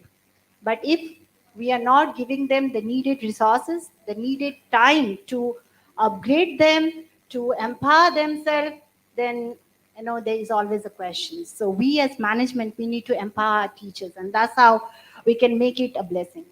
Thank you. Thank you, ma'am. Any other thought? Maybe Srikant sir can add. Yeah, teachers have to be empowered. So I believe none of the B.Ed colleges or graduate colleges are actually teaching the teachers on the digital tools and all. So after they come to the schools, they have to start learning. So, and of course, now everyone knows that they are teaching the digital generation. And thanks to COVID, in one way, uh, because of the necessity, every teacher has started learning it well. Previously, we used to have only the smart classes, all those things in the school. So, I mean, may not be all the schools if we look at a decade back. So, but now since due to COVID, all these Google Meet or Zoom, whatever online platforms we have used, and that all the smart phones have also been cost effective, and all the teachers have that. Now their digital learning has definitely increased, and they have started learning from their peers. And yes, we always see this gap, as just Monalisa ma'am told. There are this set of teachers who are very good at teaching on the blackboard, but they are not good at this digital thing. And particularly because even 10 years back, if you look at, it's only the math and science teachers normally getting into this, using the smart boards, and all the Telugu Hindi teachers, all the language teachers thought that it's not our requirement. But now everyone started, and yes, both the teachers, the parents, students, and of course the management, the school leaders at the helm, everyone recognized the need for this, and everyone started looking at various LMS, ERPs, whatever that they can have, and started teaching their teachers, and teachers have learning them. Any other thought? Yes, yes, ma'am. There was a huge learning loss happened the past 2 years in spite of taking the online classes. If at all there was a proper training how to handle online classes, and if we would have empowered our teachers taking the synchronous way or asynchronous way, and how the students were engaged in their houses, and if there a proper assessment of how learning was going on, I think there would be more learning outcomes even in the past the 2 years of pandemic. But now it shows that there was a lot of learning loss, and now we have to bridge that gap. It was only because we were not adapted to the technology. Just wanted to add on this. Thank you. Any other point? Yes, yes, very much. I disagree on that. Reason behind that is the learning loss happened because of pandemic, because of the entire scenario has changed. Because in our school, our teachers are more equipped with online teaching and training programs way before pandemic. So we did not upsee the pandemic upfront, but then we always, I mean, I invested in upskilling our teachers to use all these tools and teach online. So it's not because of that, it's because of the how children actually expected learning is done in an environment is taken away. And devices were you until then devices were only used for entertainment or gamifying. It was only and when the teacher started teaching them, they got confused and they don't know whether it is entertainment or do they have to involve themselves in that particular areas. Yes, the learning losses can be different to different schools and different sectors of students. Definitely, I would agree on that. But it is not just because we were not prepared to do online classes. That could not be one reason. There could be n number of factors which would contribute to that. And these platforms were existing even before the pandemic. It is just that we as school leaders did not see the necessity of it and did not actually invest in that side, because as most of us never thought that it will be a necessity in the future. Even because I remember having these conversations 5-6 years before the pandemic, and people started thinking that, oh, she's trying to talk fad, like maybe she's trying to bring in something that we've been doing fine from last 30 years and we never faced this problem. So but then today, I think the scenario is not just for the teachers that is changing, but the scenario has changed for all the management as well, that we need to be progressive in our thought process and be more futuristic in our approaches in trying to understand how do we cope up with such kind of unseen situations like pandemics, or there could be war in another country, that some of the teachers that I know are struggling so much to keep up with the learning process in their country with the students when there's a war on the other edge happening. So there will be many more unseen situations. So managements also, I think, should actually have a better plan, or maybe more creative in trying to come up with solutions just in case.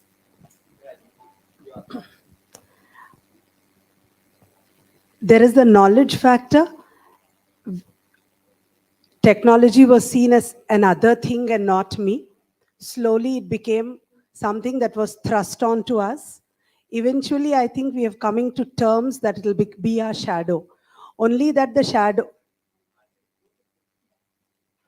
Ma'am, I think only that the shadow will get bigger at different times of the day. Some time of the day it will disappear also.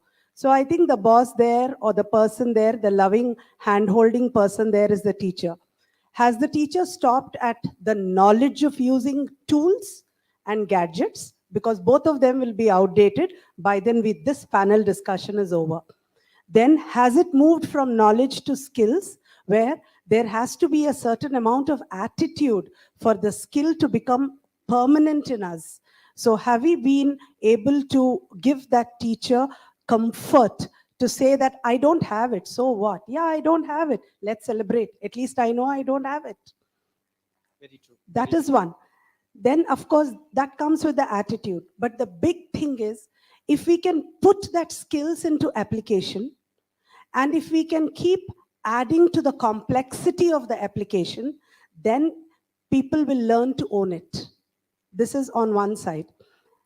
Just a few seconds more. If we try to tame it, like in a circus, you never know when it will hit you back.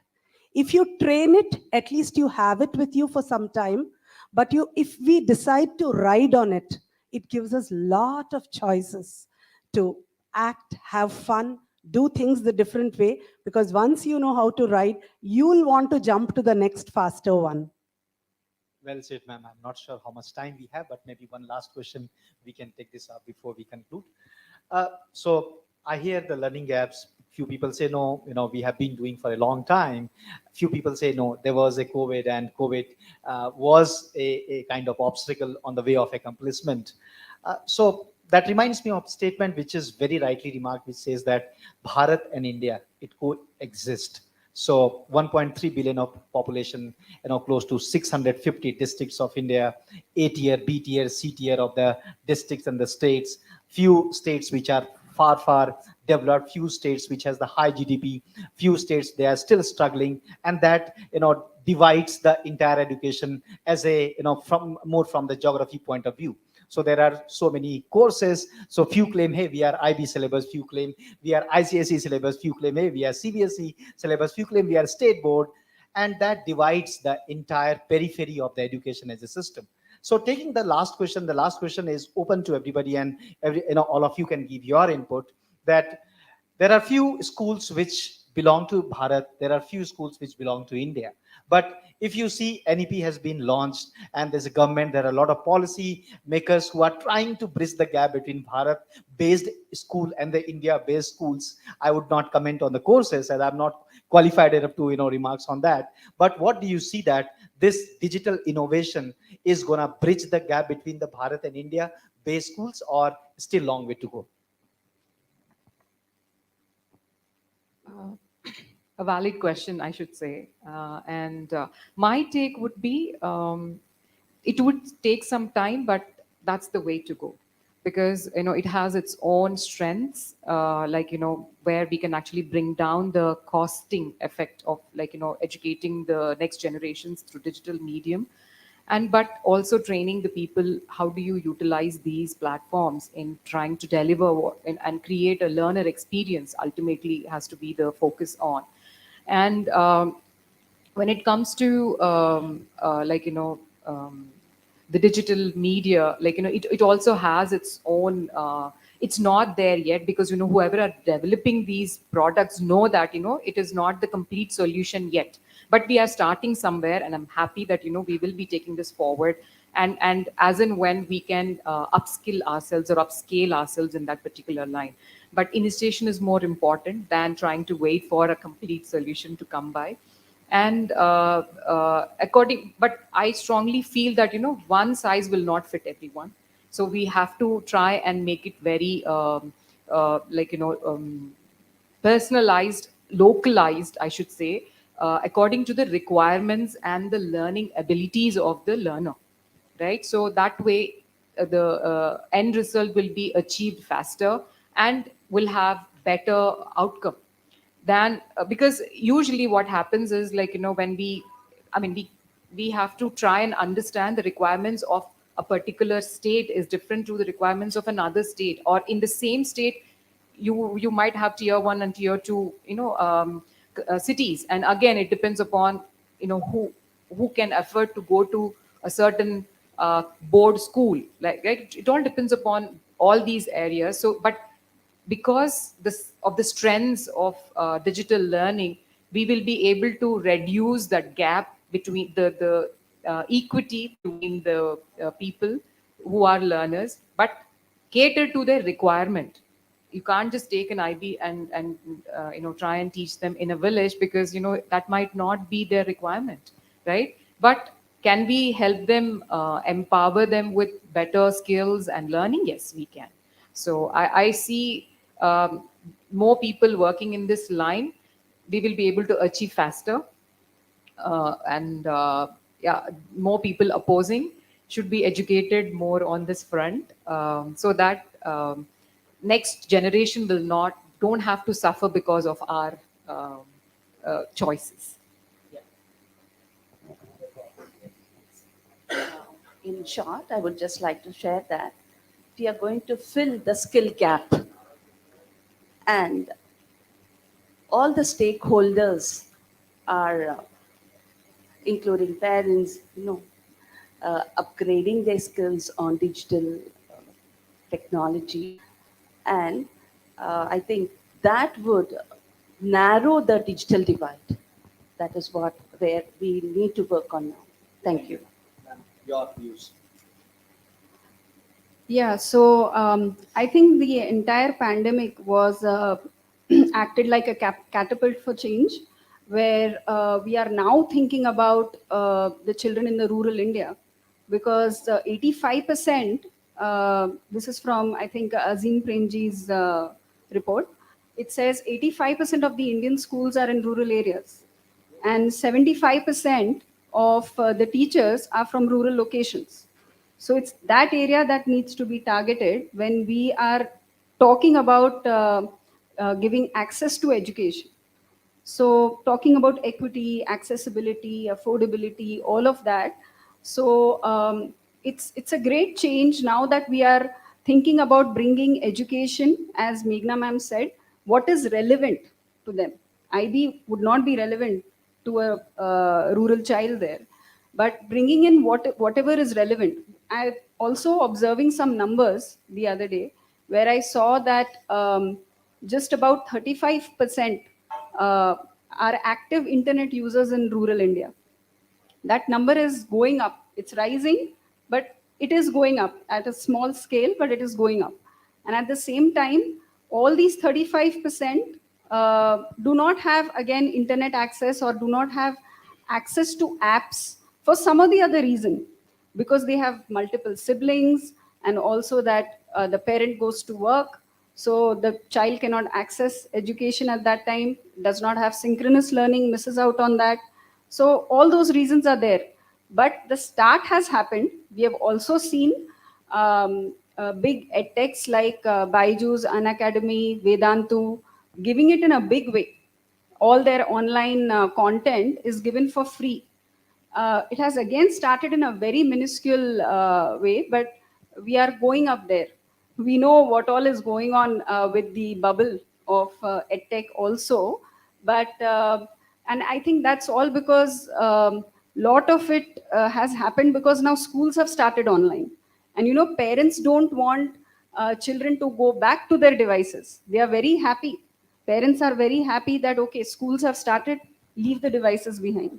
But this is a very short term thing that we are looking at. On a long term basis, I think these digital learning and edtech should remain. Thank you. Creating a balance between Bharat and India. That's important, right? And for that, the target is the learner and making learning relevant, engaging, challenging. It should not be activities. It should be engagements. And how are we making it enduring for kids who are in rural areas, or how are we making it enduring for kids who are studying in good schools or IB schools? So it's not all about IB, CBSE, CAI, or any other curriculum. It's all about your learning outcomes and how you are going to deliver it through your books or through your engagement or digitally. And for that, we need to know, and it will differ from school to school. It will differ from student to student. It will differ from place to place. And we need to learn, we need to actually understand that kind of need and then design the programs accordingly. You know, so the investment from the government, the investment from schools where they can adopt schools in village areas and then try empowering the teachers or training the teachers about how to use digital content, because we talk about Byju's, we talk about so many digital content, but are the teachers aware of it, or are they trained enough to implement it properly? Are the parents trained enough to implement properly? So there has to be various programs for schools, for parents, for students, and that's how collaboratively we can bring in this change and balance Bharat and India. Without it, it's impossible. So first we need to be identifying the gaps which we need to feel, which we need to actually feel, and then bring it before the government or in such kind of stage where we can talk about it and see how we can actually fill this gap. And that's very important, empowering your teachers, training them well. And I think every good school should adopt a school in the rural area. That's what we have done. We have adopted the Anganwadi school, and our teachers, once in a week, they go to the Anganwadi school to train their teachers. We have given them a few computers, few tablets, so that they can be upskilled. So that's how we can do. Thank you, ma'am. Be more empathetic Yeah, towards the need of others. Yeah, I think audience have been present enough in between them and their lunch. So with this note, thank you so much. You were a lovely audience. Yeah. Okay. All right, sir. I would like to share with regards to digital what we are doing at my school. With this pandemic, each of us have been faced a lot of challenges, and all of a sudden digital came about. But at the same time, digital learning is become important at St. John's. Why? Because we have our own app. Our own teachers record their own lesson. So the whole motto is anytime there's a teacher available for the student. So the teachers record their own lesson and we put it up on our own app. Thank you so much. That's a great news. And I am not promoting, but it all goes thanks to Singana Quest who are helping St. John's to get this app done for the school. And ours is a state level school. So with this, we feel that, if parents are working and if the explanation what the teacher has given in the class has not been understood, at least the parent can go back to the app and see what the teacher has taught, so that we are on the same page. Yeah, connect is the same. So your school is a real testimony of bridging the gap between Bharat and India. So to that note, I think the summary 2 points. The one is, technology is not going to replace the education system. Education system remains education system. Teachers will always remain be the teachers. The only thing is approach and attitude has to change. I think number 2, the submission is the kind of mobile penetration in India. Android phones are available at 4,000 rupees. Thanks to geos of the world, data is free. So at least you can do self-learn from anywhere. But assisted learning is as important as self-learning, and that's where the role of a teacher is to tell the learner that self-learning is important, that you can do through digital innovation, but assisted learning you need to come back to the school, and that's where school remains unanimously important, and it will always be relevant, be 2022 or 2072. So with that note, I think thank you so much to everyone. It was a great panel and lovely audience. Thank you so much. Thank you to all the esteemed panelists, and thank you so much for your presence, your time, and these valuable insights that you've shared with our audience. To felicitate our panelists, may I request Dr. Prem Maheshwari Business Director South Asia D2L, to please join us on stage to present the mementos. Round of applause for Dr. Prem Maheshwari. Thank you so much, sir. If you could please present the memento to K. Shrikant Babu, Director, Kennedy School and Next Gen Schools, Hyderabad. Thank you so much, sir, for being here with us. If you could please join us at the center of the stage, sir. Round of applause, please.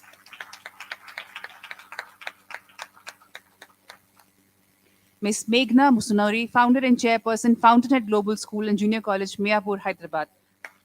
Thank you so much, ma'am. Ms. K. Nagasita, Principal, Tiny Scholars High School, Hyderabad, Telangana. Thank you so much, ma'am, for being here with us this afternoon.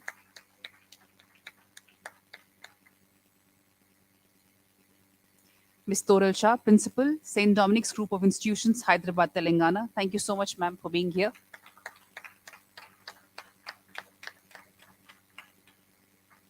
Ms. Anjana Murthy, Vice Principal, Gitanjali Devashala, Hyderabad, Telangana. Thank you so much, ma'am, for being here this afternoon with us. Thank you.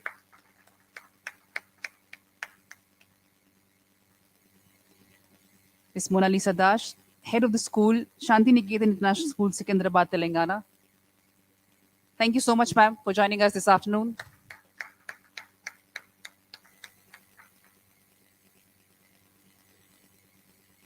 Reverend Father Thompson Kinney, Principal, St. John's the Baptist High School, Thane. Thank you so much, sir, for being here this afternoon.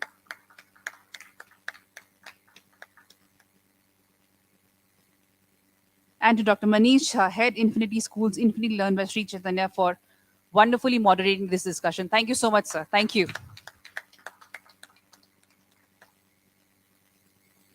May I request for a group photograph along with the Digital Learning magazine? Thank you so much, panelists. Sir, please.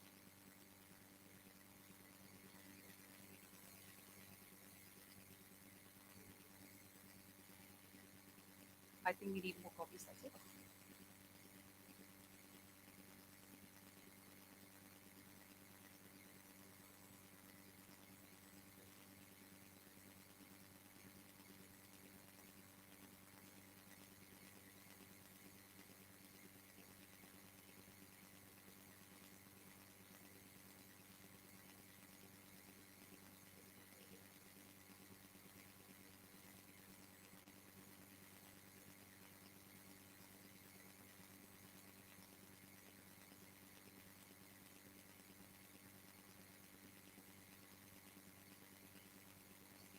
Round of applause for our panelists, please. Thank you so much. Thank you.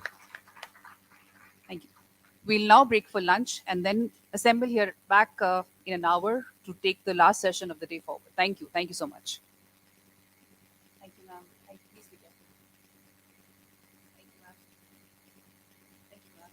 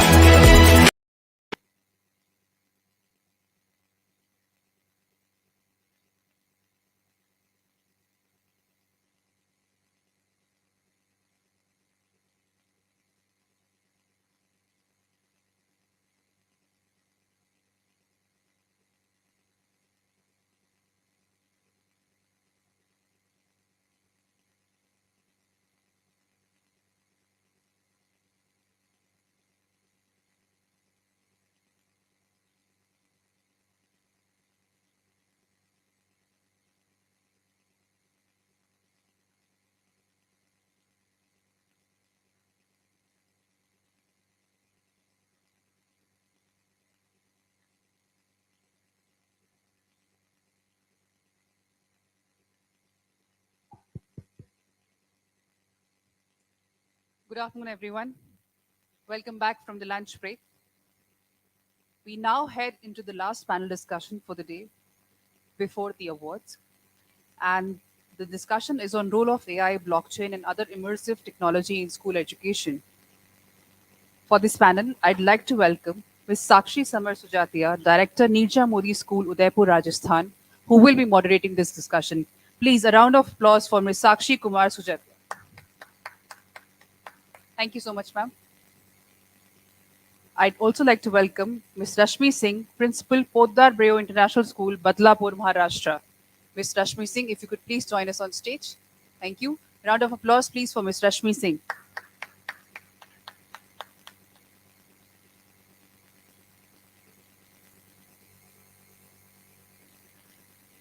I'd also like to welcome Ashoka Latabira, Founder Director, Noble Palm International School, and CEO, Palm Skills Schools, Hyderabad, Telangana. Thank you so much, ma'am, for joining us. Please, a round of applause for Ms. Ashoka Latabira.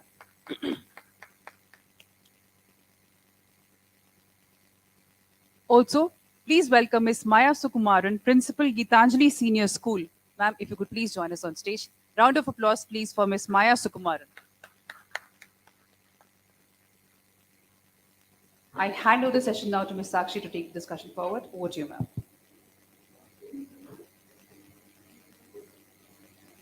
Can you imagine we have entered an era where the students are learning photosynthesis by virtually sitting inside the leaf and understanding how the sunlight is doing the whole process? Absolutely no if we were in a year in 1990s or 2000s. But thanks to technology, we have come a long way. The world of education is set to change with the emerging technologies that are coming into picture now. And yes, we definitely are going to see a transformation in the field of education. I remember the day when we used to have the teaching, the learning with chalk and a blackboard. Remember the time when we actually used to sit in libraries for hours and hours to research about a topic. Remember the time when we actually used to sit with charts and models to learn about a certain topic. A lot has changed after that, I think in last 2 decades, if I talk about. And now when I sit here, I feel now the government has revamped the national education policy, and after 35 years there is a lot to be understood, a lot to be implemented. And I'm sure if it is implemented successfully and with the agenda, the motto that they have in their mind, the education landscape will change in our country. And as far as my opinion is asked for, I feel the A, B, C, D, E, and F's of the education will be achieved in India. A is adaptive, which means the children are actually going to learn what they want to learn. And the teachers are going to adapt according to their needs and their requirements. B is blended. We are very much aware of this word as we have come from 2 years of lockdown. We know what it means and how important it has become in today's education fraternity, right? C is collaborative. The students, the teachers, and of course the resources are collaborating together to make a difference in studies, to know the lesson better. D is deep learning.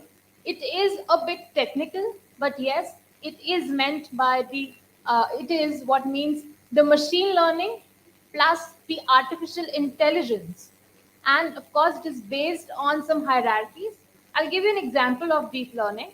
So if there is a toddler, and if you want to teach what a ball is to a toddler, we will place few objects, right? The toddler will see the first object and we will say whether this is a ball or not. The toddler will then actually understand, oh, this object is not a ball. Okay, he'll move to the next object. And this way, according to the predictions, he will finally get what a ball is, and he will clearly understand if ever, he gets another objects that were placed, he would understand, oh yes, this was not a ball. So this is that deep learning. Next is E, which is experiential. We are very much familiar. We all, in some or the other way, are actually applying it in our schools. And F is flexible. It is definitely be dependent on what pace the student wants to learn, at what mode of learning he wants to learn, as in online, offline, whatever. So I think if the NEP, along with the integration of these emerging technologies, will happen, definitely we are going to see a transformation, a revolution. And when I talk about these emerging technologies, we term it as metaverse. The metaverse was coined by Mr. Neil Stephenson in 1992. And that time, he had mentioned that one day there is going to be a virtual space, a virtual environment, which would be available anywhere in the world and can be accessible to any person in the world only if he has internet. So this is the importance of these technologies, and yes, this is becoming real now. Without further delay, a very good afternoon to one and all. Today I feel I'm really very fortunate. I'm sitting with these my fellow panelists, and without taking much time now, I'll ask my first question to Rashmi ma'am, which is, what is the role of artificial intelligence in achieving quality education? Good afternoon, everyone. I'm Mrs. Rashmi. I head Podar Brayo International School, which is located in Badlapur in Thane district in Mumbai. Well, when we talk about artificial intelligence, first of all, when I'm talking about the concept of artificial intelligence into a student's life, let me go back to being a teacher. Of course, I started my journey as a teacher. First of all, I need to understand what is my objective as a teacher? What is my learning objective, which not only I should be convinced of it, but the students should be knowing the objective behind learning the artificial intelligence. So here, the discussion which we had since morning, we said teachers need to be trained, teachers have to be empowered, teachers have to be trained with respect to the emerging concept of technologies. However, we also need to take care the willingness of the student and whether the student is mentally ready, whether the student understands the concept of the objective why he or she is learning.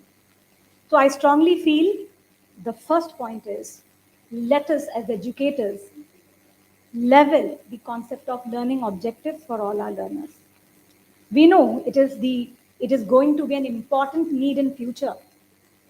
Artificial intelligence, if you ask me, being a science student, we have the concept of MRI, we have the concept of CT scan, where there's a 3D view of a human organ. When it comes to machineries, the complicated machineries which are situated in industries made by, the designers and the architect engineers. I have seen, once we had gone for a field trip, there was a particular industry which had shut down because the engineers could not locate the error in it. It was a complicated and huge machinery. So if an analysis of what went wrong through artificial intelligence, through the 3D scan of any complicated machinery could be incorporated, could be framed in form of learning objective for children, I believe the purpose of introducing this subject of artificial intelligence in student life would be served because it has a big scope in future. The only thing is the significance, the importance, the objective of it needs to be explained, needs to be counseled to our learners. That's my answer, ma'am. Thank you. Thank you so much, ma'am. Definitely the objective has to be clear as a teacher and of course as the management on what terms we need to use artificial intelligence for our students. And with that, I even have an example of my own school. We have an integrated virtual reality lab. So from grade one, we try to integrate our curriculum with VR labs so that at least for 10 or 15 seconds, if any subject, if any topic can be taught through VR glasses, why not? Children learn better when they see things visually. Okay, so moving on to the next question. Ashoka ma'am, my question for you is, how do you see the future of education being driven by these transformative or you call immersive technologies?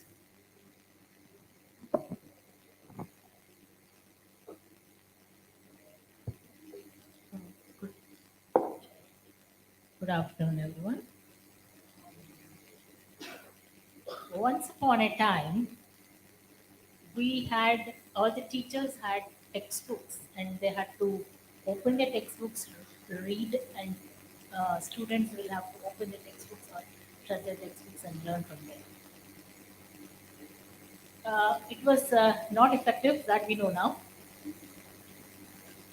And starting from 2020, the scene has completely changed. Students had to move to virtual classrooms through their meetings, Zoom or sitting at home. And they had a lot of interaction with their peers when they're sitting at home itself, and they could go to anywhere. They could uh, they could talk to their some of them had their relatives, cousins in US or London or some other countries, and they were talking through conference on the phone. But they did not know that one day they'll have to have their lessons also from online. So this has been shaped brought a lot of changes through technology. So with this development of this changes, bringing of advances in the uh, uh, industry, has also brought education there, and students are no longer sitting at the desk, behind the desk, in which are put in rows, one sitting one behind the other, and staring at the chalkboard and staring at the teacher standing in front of them. Two, interacting with the teacher, interacting with the parents, interacting with adults, interacting with any person to clear their doubts. So if they are adult children, more questions will be for the younger children, most probably. Earlier childhood children, most probably, than the adults, older children of this high schools. So the teaching tools have to be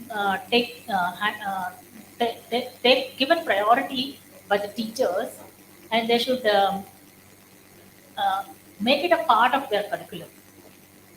So they'll have to these new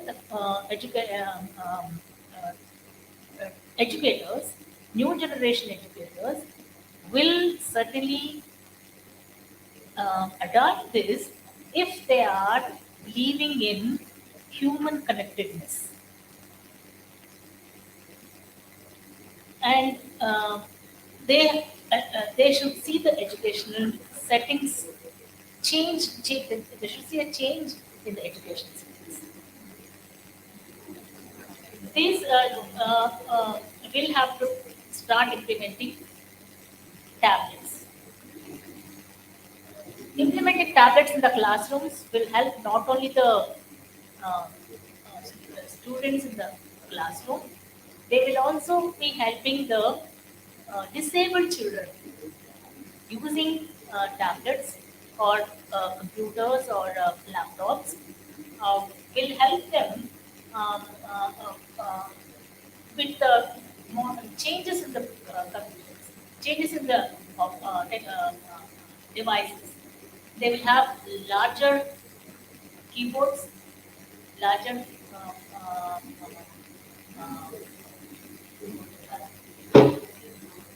um, yes, larger mouse, and uh, uh, usage of the mouse also. They could use it with their foot or hand, mouth. So these changes are also happening, and they will be very, very happy to be included along with other children. This inclusivity really has become a boom for different children. We all know about the assistive objects like wheelchairs, crutches, um, and walking sticks. Assistive technology has also come to help the use of these tablets. Like I said, about the larger buttons. Augmented reality has become so interesting to the children that the maps can jump out of the devices and they could be in the midst of the map roaming around. It will be possible for a child sitting at home to look in a see, learn the height of it, learn what is the architecture of it, and learn the geography of it, learn about the history, the geography, the mathematics, and the climate, learn about the children once at home. The Google I/O, I think May or 2020, the, the, the chief of Google has said that using the technology, uh, people can know what the climate is in other cities, how the traffic is, what are the flood conditions, like in Hyderabad in India. So these are all the technologies which are helping us now, and we have to put them into use if they are changed, ready.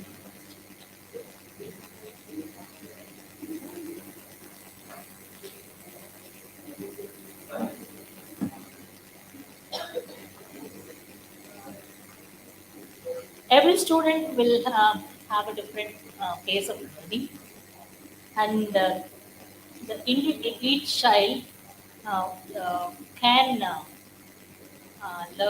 can include all this. That is artificial intelligence, AR, VR, and MR.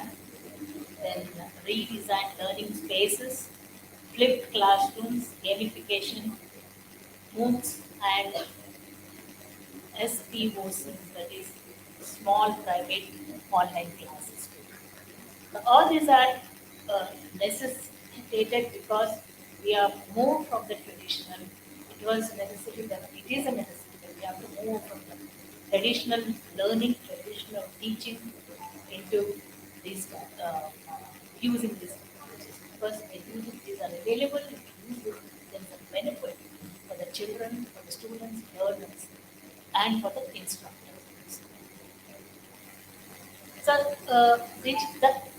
that is why I would say that use of technology or this transformation will be dependent on leadership mindset.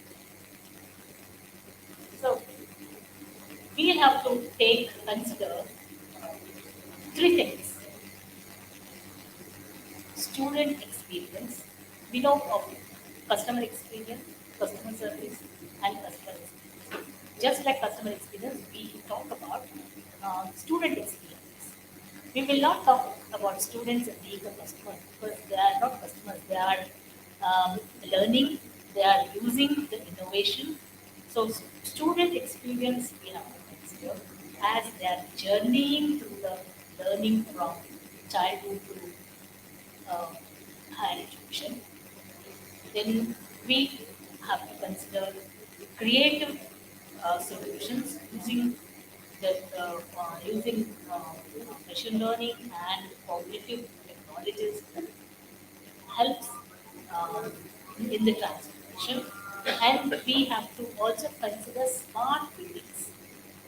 We have to consider the smart buildings. Smart buildings, we'll have to have they have green environment. They'll have the institutions will also have to bring the changes in the assets of the assets. They'll have to um, manage by using with the IoTs and sensors. All these changes will have to be brought in. Huh? I'll at this point I'll would say about a project which is started by OCE. The future of education is 2030 project. These projects will answer two questions: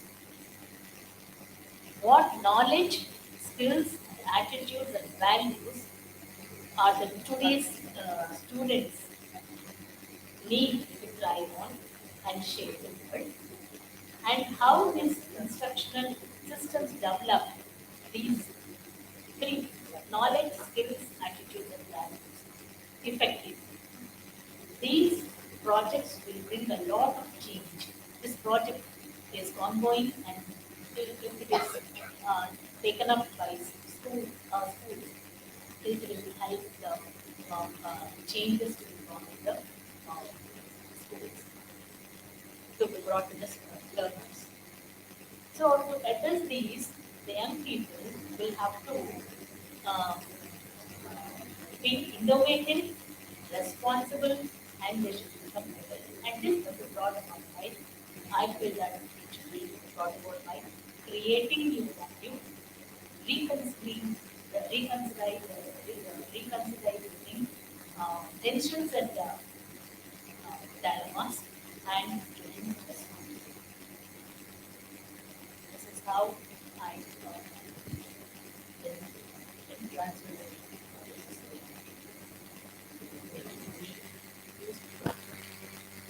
Ma'am, you want to add on something to that, right?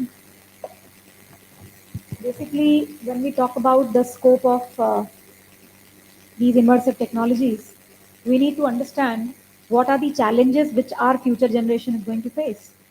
One of the challenges, which is actually the scope of learning, is where is the security? Today, when we talk about meta world, metaverse, if right now we know about the concept of gaming, we know children are slowly getting acquired, slowly getting to know about metaverse through the gaming platform. We are hearing so many cases of, the child abuse or any kind of bad behavior being displayed. So right now, of course, we can understand but where is the path? As of now, if you talk to the engineers have very clearly stated, the digital engineers, as of now, there should not be any restriction. There is no restriction. There is no way restriction which are definitely. This is one challenge. Or rather, I should say, this is one scope that our future generations should know that today's the skill of they working on it. All of us must have experienced the concept of the augmented reality. We must have had a huge headsets and we could have experienced the 3D dimension where we also mostly we seen the movies in it using that, those big headsets. How comfortable it is to use those gadgets, to remain in that gadget world for, approximately the whole, when we talk about metaverse being the future technology, being the future of, innovative technology, are we comfortable being in that gadget world for our entire day? So that is what I want to say. Then the question comes, is this gadget, is this metaverse concept going to be applicable for all of the mankind, including the rural, urban, or the expatriation? So who is going to afford? How is it going to be affordable for all? That because it's technical also. So these are the challenges which are future promoting technical as a purpose learning and focus they being able to remove them. Thank you. Definitely, ma'am, I feel when there comes a new technology, there are its limitations as well. And so my next question to Maya ma'am, what are few challenges that you feel these schools will face or are facing with these technologies?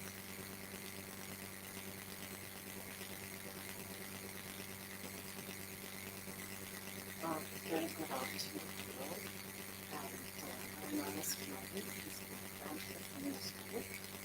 And I would like to say that the challenges that most of the schools face is first and foremost, I would say it would be from administrators, because the administrators should know that over time, if the children are moving ahead, I think everybody around should be forward thinking. The child should not think that he is ahead of the others. So it's always that we move with times. We have to show them that yes, we are also there and we understand what you do. And that is very, very important. So learning should never come to an end. There should not be a kind of a mindset that you say that uh, technology is going to be harmful, but technology is there. Children are born in this generation and we are comfortable with it. So let us all be comfortable with it first. So the first aspect is administrators open the mind. A proper hand-holding has to be done with all the teachers, because definitely the teachers were used to one kind of teaching. Fortunately, during the pandemic, they got exposed to various other modes of teaching, and that we should not let it die. In fact, it should be moving 10 times ahead. We should start moving 10 times ahead. So I think a great support from the, I would say, whoever is heading, they should handhold the teachers and make them comfortable, give them the confidence that they are comfortable with what they're doing, and make them understand. And unless you are also there with the journey of, progressive movement, uh, nothing can happen, because it's not something that you sit in your office and you say this has to happen and leave it there and you expect everybody to do. No, I think you need to move along with everybody, ensure that the teachers are comfortable, and there will be a change in the children's attitude. So that matters a lot. So go with times. If this is the way of teaching, let us all go ahead with it. Yes. Then there is another very, very important thing is while budgeting, I think this takes a step backwards. I don't think it should be done in that way. We have to ensure that we introduce something new every year. It has to be, the parents also should feel comfortable that yes, this is the right place where my child is, because there's a healthy blend of real world and the virtual world. So with progressive thinking and with budgeting and ensuring that you are investing in technology, nothing can progress. So I think every school leader should understand the importance of it, put it across to the management, and this is what, and unless the school leader is confident about what and knows what you're conveying, this cannot happen. So the management has to be convinced, because the interaction is the teachers with the students, the school leader with the students. Management once in a while is interacting, but will not know exactly what is the basic requirement for a child. Now, if you sit back with your whiteboard and pen, and after the pandemic, wherein you were doing great things online, I think offline it should be more than that, much more than that, what you are offering online. So it's the thought process, change in thought that is very, very important. I totally agree with this, ma'am, because I'll tell you, at my school in Udaipur, Rajasthan, I'm a 27-year-old director, and my principal is 58. And whenever we have to bring something new for our students, there is a very long time that we take for the decision making, because she agrees on something which I can never agree, right? I always want to add innovative things, technology, of course, and she, because is not very much familiar with technology as much as I am, there is always a hustle. So, I truly believe, but yes, she is trying. I truly believe that we should understand how important technology is becoming now when it comes to educating our students. And as ma'am had said, for children with special needs, it is very important, and it can actually play a major role in actually improving the quality of education. Um, with this, ma'am, let's talk about our schools. Like, ma'am, you come from Maharashtra, Thane. Yes, ma'am comes from Hyderabad, and ma'am is also from Hyderabad, and I come from Rajasthan. What about our schools? Can you state one application of these emerging technologies which you're using in your own school, and that one challenge that you have already faced with these technologies in your school? We'll start with Rashmi ma'am. Thank you, ma'am. There were a few thoughts that were coming to my mind when we were discussing all of it. We are talking about what innovations we can bring in the field of education. But, dear educators, let us not forget our core principles. And let us go back to our childhood age. Let us introspect during our times.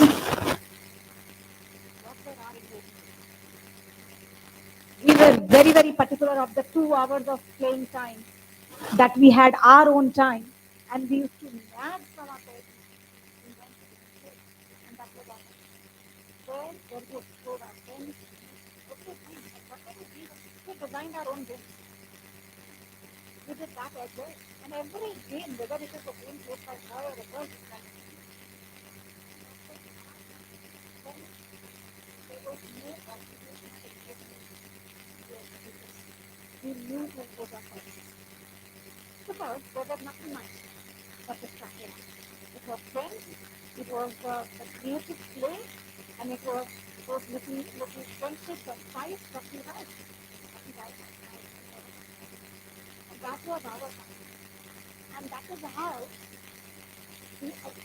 whatever element of creativity we got in, because we got that platform and we got that time, and the distractions were out of our lives. But if you check on today's world with respect to our children, look at the distractions they have.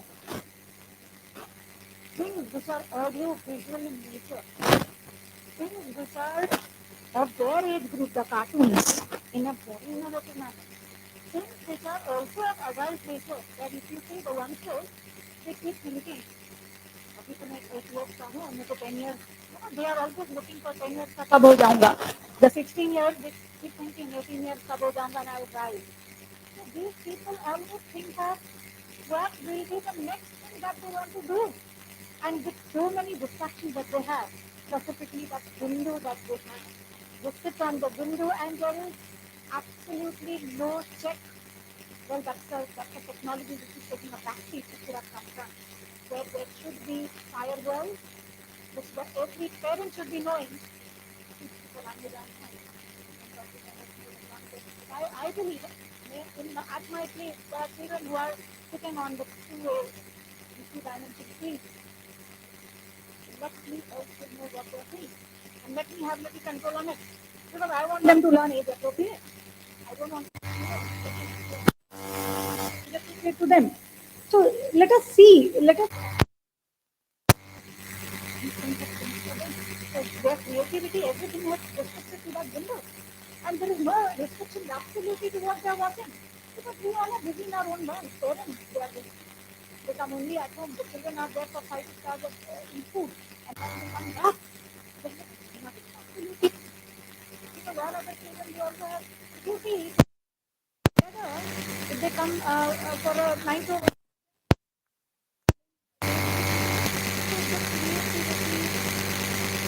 we had our opportunity, the engagement which we are doing.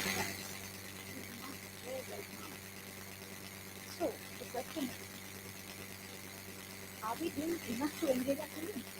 Whether it is a classroom environment, whether it is at home, what are we doing to engage our children positively?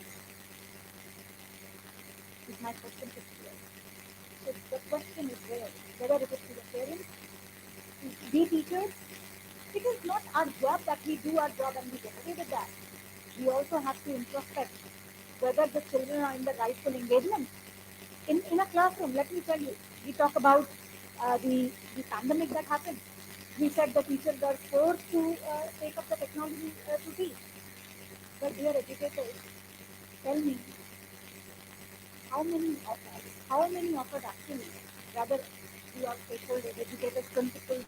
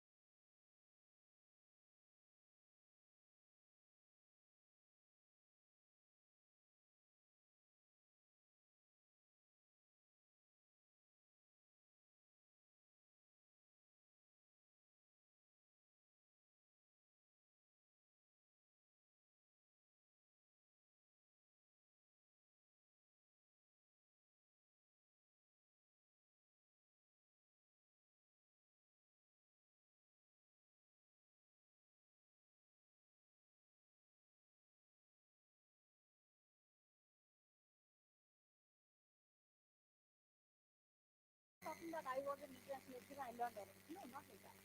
I experienced it in the classroom setup. When I was there taking up the instruction strategy in a classroom, every child felt like how we are talking. All of us feel we are engaged, we have our contribution to this, and we feel very proud we are expressing our opinion. So likewise, let every child be made, they should feel engaged. They should know that they are contributing their opinion and that's been valued. One of the most challenging and interesting instruction strategy that we had was this one was ideas, where there was my time where we had this practice aspect of the entire quantum that we are planning. And each child was given around 20, 25 30 minutes. Every child was supposed to do their own research using their gadgets, whether it is their gadget or book from library or anything. And after having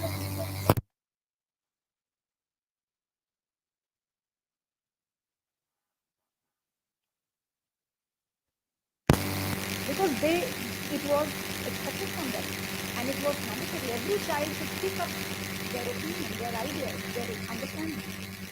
And there were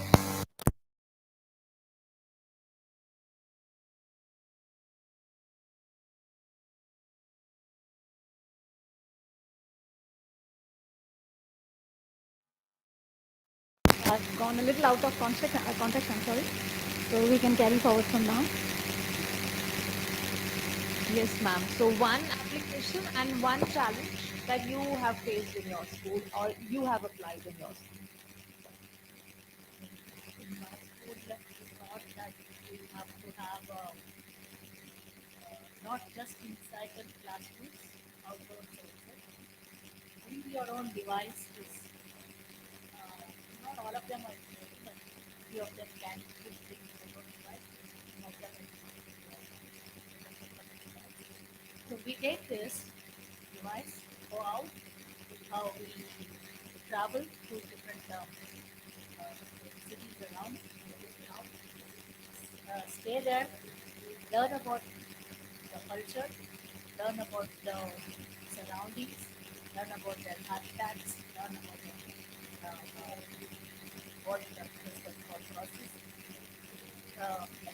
and whatever they think that they can tell them, they come back to one project and we are we were not able to move to different cities out of the state, but I had actually planned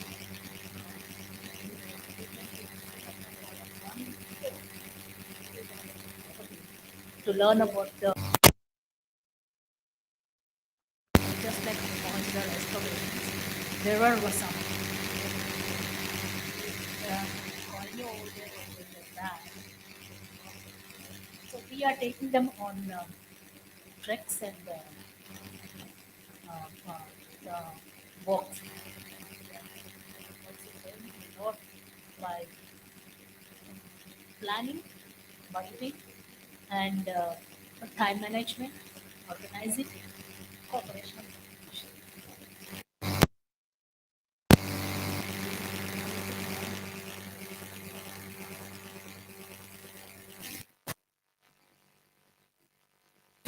Thought that we have so teachers also will have to cooperate, collaborate, multidisciplinary will also contribute.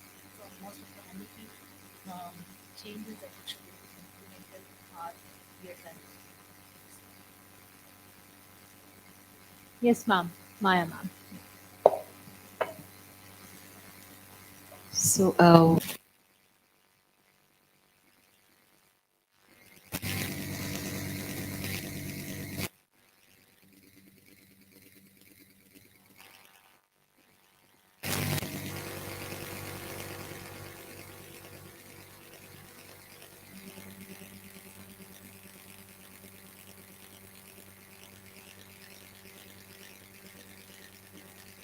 We tell them what it is, but we wanted them to know what the children are going to undertake.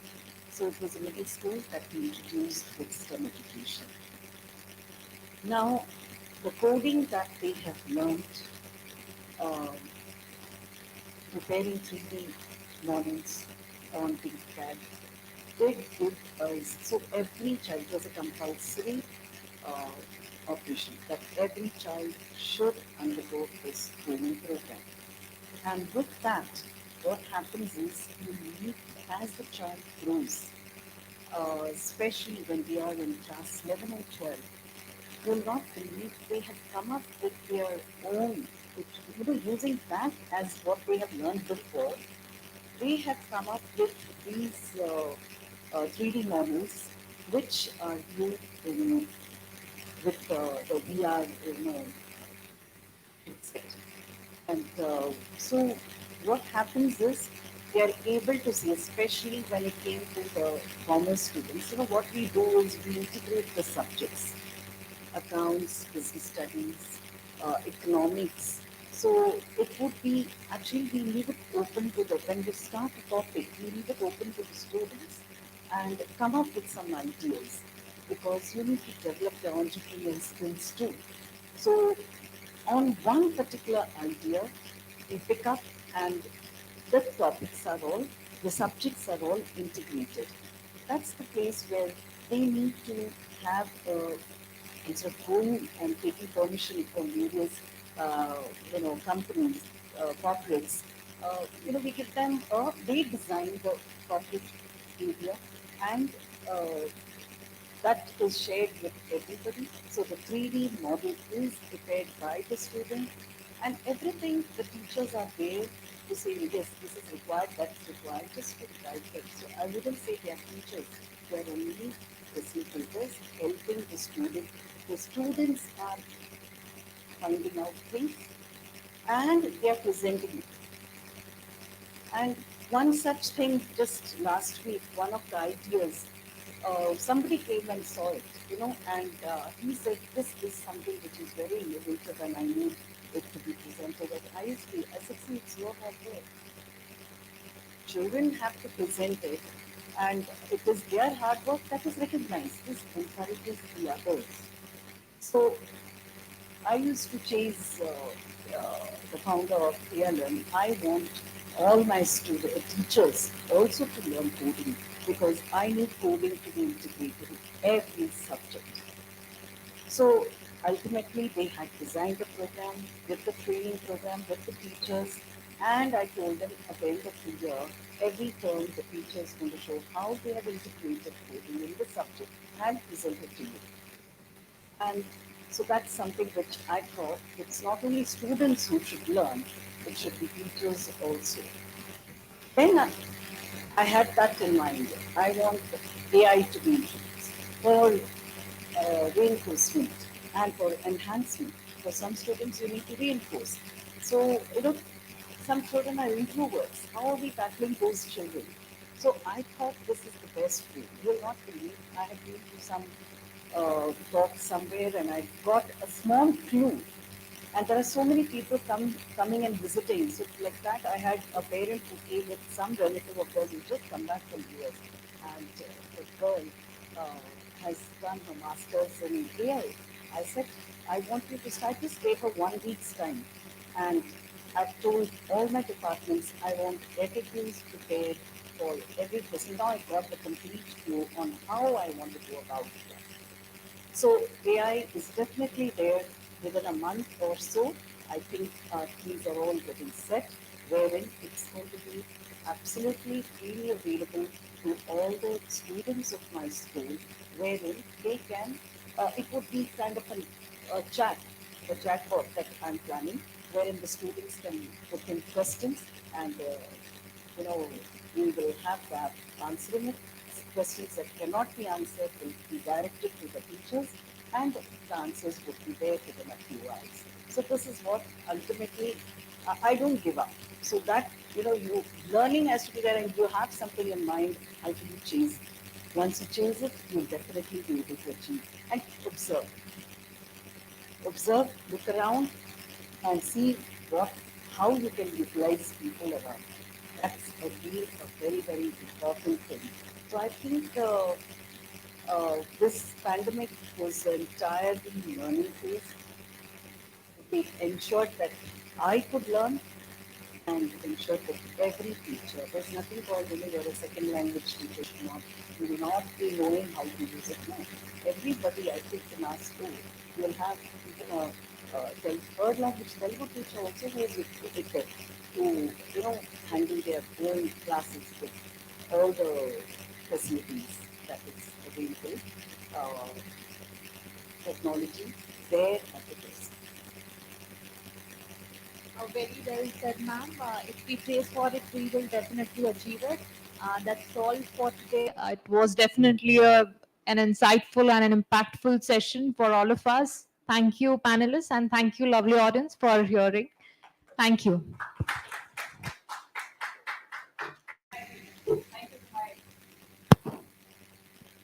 Thank you to all the panelists present here. Thank you so much.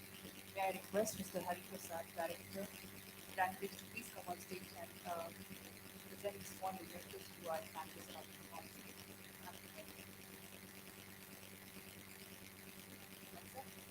Can we have a round of applause for our panelists here?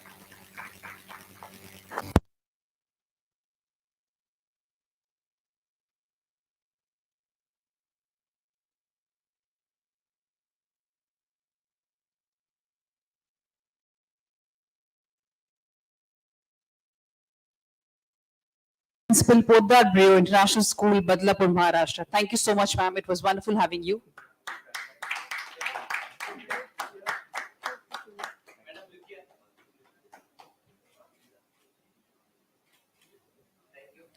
Ms. Ashoka Latabira, Founder Director, Noble Palm International School and CEO, Palm Skill Schools, Hyderabad, Telangana. Thank you so much, ma'am. Thank you for being here.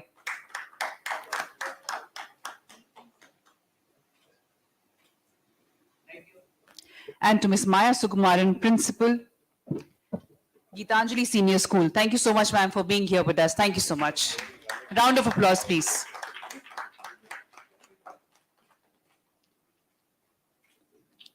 May I request for a group photograph along with the magazine, sir, if you could also be part of this.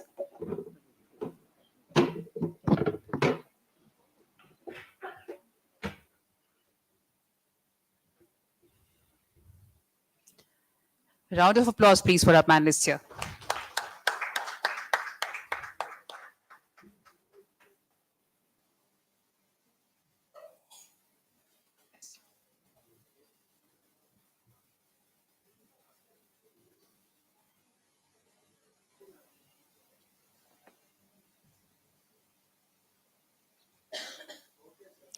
Thank you. Thank you so much, panelists. Thank you, sir. Thank you.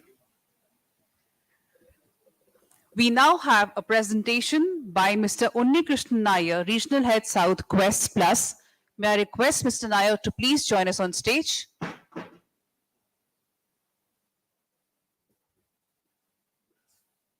you, sir. Mr. Nair? Yeah, okay. Thank you. Can you please welcome Mr. Nair with a round of applause? Thank you.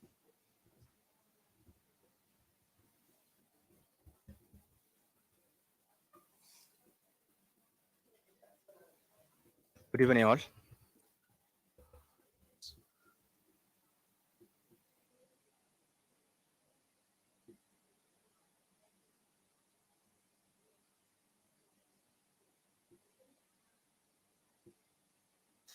Are we ready? Sure. So first of all, let me tell you something like, sincerely from my heart, actually, I would like to thank you, all of you, like last 100 years or the next 100 years, and you people are going to be the superstar of the country because we overcame a big pandemic. So that one thing. So I hope actually, as she said, my name is Unnikrishnan Nair. I'm the regional head for Singhani Education Group. So let me introduce my product. We have a platform called Quest Plus. It's called Singhania Quest Plus. I hope you all know Dr. Brijesh Karia as well as actually our mentor and guide, Revati Srinivasan. So this was her idea, not in the pandemic. Before 2 years, actually, she was thinking that actually we require a school in the cloud. In the sense, actually, I'm talking about 2016 onwards, she had that thought. So when pandemic came, so we thought that is the right time. So what we done is we created the content for all of you. Talk about CBSE and ICSE. Can we, one second.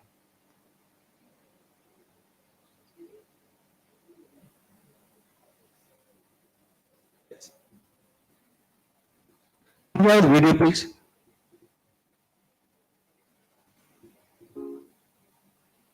So this is our R&D wing. When I talk about R&D wing, we have a state-of-art facility in Mumbai, Thane. So basically, we create our content from the scratch. So there is no problem with, always they have problem with Google Images, YouTube, what do you call, rights and all those things. Whereas here actually, with our state-of-art facility, we create everything from the scratch. It is basically we are having around 100 plus, different tech people actually who is working behind it. And please take a look at that.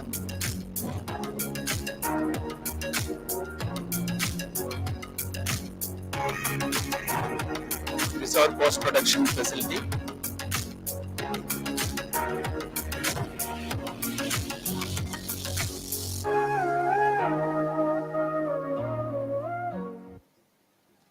So now, what problems we are solving? That is always people's question, because tech means everybody think about an app which has content, that, this, and all those things. And it is there and out in the world, actually, enough apps and things are there. Whereas here, actually, we are addressing the three most important stakeholders, where teachers and, student and parents, and teachers and management. When I talk about the students, see, when pandemic came, till then, actually, we never given our mobile or anything or tab or anything to any of our child, right? We will always restrict them. No, you are not supposed to, sit with the mobile. You need to go out and, you need to study or play, whatever, actually. Whereas here, now once the pandemic hit, actually, we encourage them to use the mobile to study. Now, when I talk about, students, we have a learning platform for nursery to grade 10. When I talk about learning platform, it is a holistic learning platform. We made sure actually, child, basically child is having, from top to bottom, all the things we have covered. And when it comes to curriculum, we have a curriculum map to the content. Basically, We have CBSE and ICSE and all those things. And then we have engaging video lectures are there. And then when you talk about, and we have practice papers, and we have activity-based learning actually. All the things are there. Then if I talk about, this is a grade 10 example. When I talk about the chapters actually, last time ICSE has, we have around 125 chapters. In that actually we have 700 videos and 600 plus tests. This is activity-based learning also. And we have term exams, mock board, exam tips, guidance lectures, all the things. Then now after pandemic get over, what parents are saying, we are grabbing our children's mobile, keeping it aside. No, now we back to normal, you have to study. Now parents are always having a problem, what child is doing with the mobile actually, what they are doing it. But we came with a beautiful analytics. We can say that actually what a child is doing with the platform, whether he is watching, number of videos watched, number of tests attended, all those things actually we can give you. Then marks scored. The next important person is teachers. When I talk about teachers, actually most of the time, teachers never had time. Morning till evening they are in the school, then after that they are with their children, talk about actually their family they have to take care. And teachers always complained us. In fact, we are running 5 to 6 schools across India, and teacher always come up with the problem like, sir, I don't have time to do that. I don't have time to do this. Whereas here actually, when I talk about teachers, we have ready-made question papers for them. They don't have to think too much, after the class over, actually, they don't have to create a question paper. They don't have to correct their, mark sheets or no other, extra activities. They don't have to do it. It is, inbuilt. Then we have an assessment in line with NEP. Now, NEP is a next big thing. Like everybody, people are either wondered, people are confused or scared. So now that is what happening because nobody has an idea what is going to come up. In fact, actually, Brijesh and Ravi Ma'am are working with so many governments across India, and we are finding out actually how we can, how we can incorporate with this NEP and create a better content for tomorrow. Actually, that is what we done. Then talk about we have 100+. As far I already said, we are 100+ experts on our team. Now automated correction for MCQ test, that also we have. When I talk about actually a child is watching a video, next immediate thing is actually they will be having a question paper. So MCQ test paper, immediately they can take the test, then they can, we can immediately know what, score they have scored actually. The next most important part, that is you. I mean the management, whoever is sitting there. Either it's a principal, chairman, or correspondent, or anybody. When I talk about management, we are always having a problem. There are talk about principals or talk about management. They cannot directly look at a child and say what they are doing. They cannot look at their, teachers and say what they are doing, whether they are teaching properly, whether they are, the students are scoring properly, whether look at somebody else, we cannot judge anything. Whereas here, data. When I talk about data is the God play for everybody. When we look into somebody and we are not able to understand what they are thinking or doing. Whereas here with the data, we can analyze actually where they are going to do wrong, where they are going, doing good. When I talk about our presence, we have 8 states now we are spread across. I make sure, I understand that actually, or I am very confident that in a while time, we are going to make sure actually we are presented all over the country. Now, this is a live case study of a school. When you look into it, actually, we have videos, tests, worksheets, and games. Games in the sense, not the regular games children play. Whereas here, actually, the games, what we have is like the education games, actually, activities, activity-based learning. That is what NEP, again and again, they're stressing it. So here we are having that. So if you talk about 6th, 7th, 8th, 9th, 10th, actually, we are comparing actually standards where we know actually student, how many videos are they looking at, how many tests they are attempting, how many worksheets they are doing it, and how many games they are attempting it. Actually, all the things we can get it. Now, again, next grade-wise breakup. We talked about actually 6th to 10th. Now, actually, every grade, actually, there will be divisions. Division-wise, we can have the breakup. Next. talk about student wise. See, we will be having minimum 40 students in a standard. So everybody score different what you call scores. But we never come to know actually what a student doing, what they are attempting, where they are going wrong actually.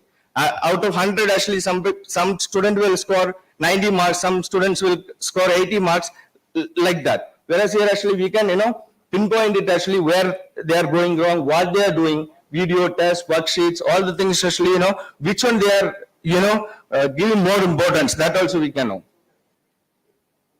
Okay, same thing.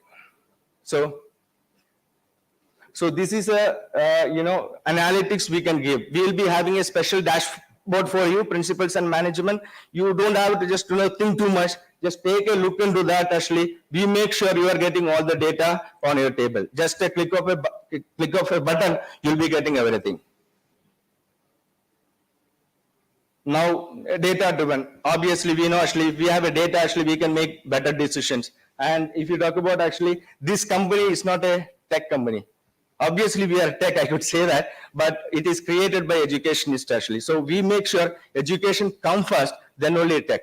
So from education perspective, actually, we are making it happen that. And obviously, when we are there, actually, school will become NEP ready. And this is something which I would like to stress. You talk about actually we have, it is a personalized, customized, learning program we can create it for every school. And we done it for Chinmaya Vidyalaya. I think Anil sir was here morning. And we created a beautiful platform for them and they are using it and we are getting a very good feedback from them.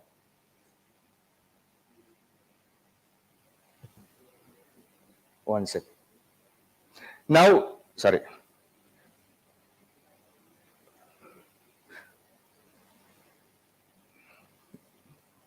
Yep. Now NEP is saying actually, we have to implement the coding in every classes. So basically, we also came up with the curriculum. We also have a coding.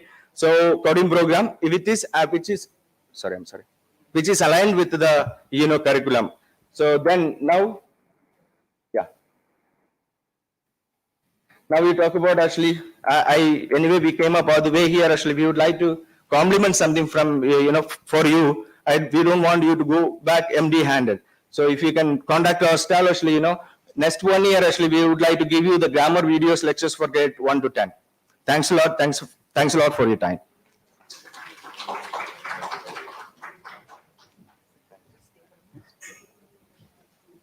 Thank you so much for this wonderful presentation. May I request Father Thompson Kinney, Principal St. John Baptist High School and Junior College, to please come on stage and felicitate sir for this wonderful presentation. Can we have the memento, please?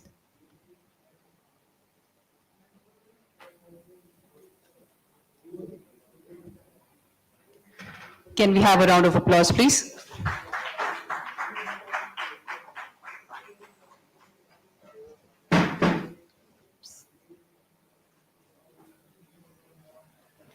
Thank you so much. With that, we come to an end to the school session here in this hall. I would request all the esteemed guests here to move to the adjacent hall where we will have the award ceremony for the school segment. So if you could please move to the adjacent hall. Thank you so much.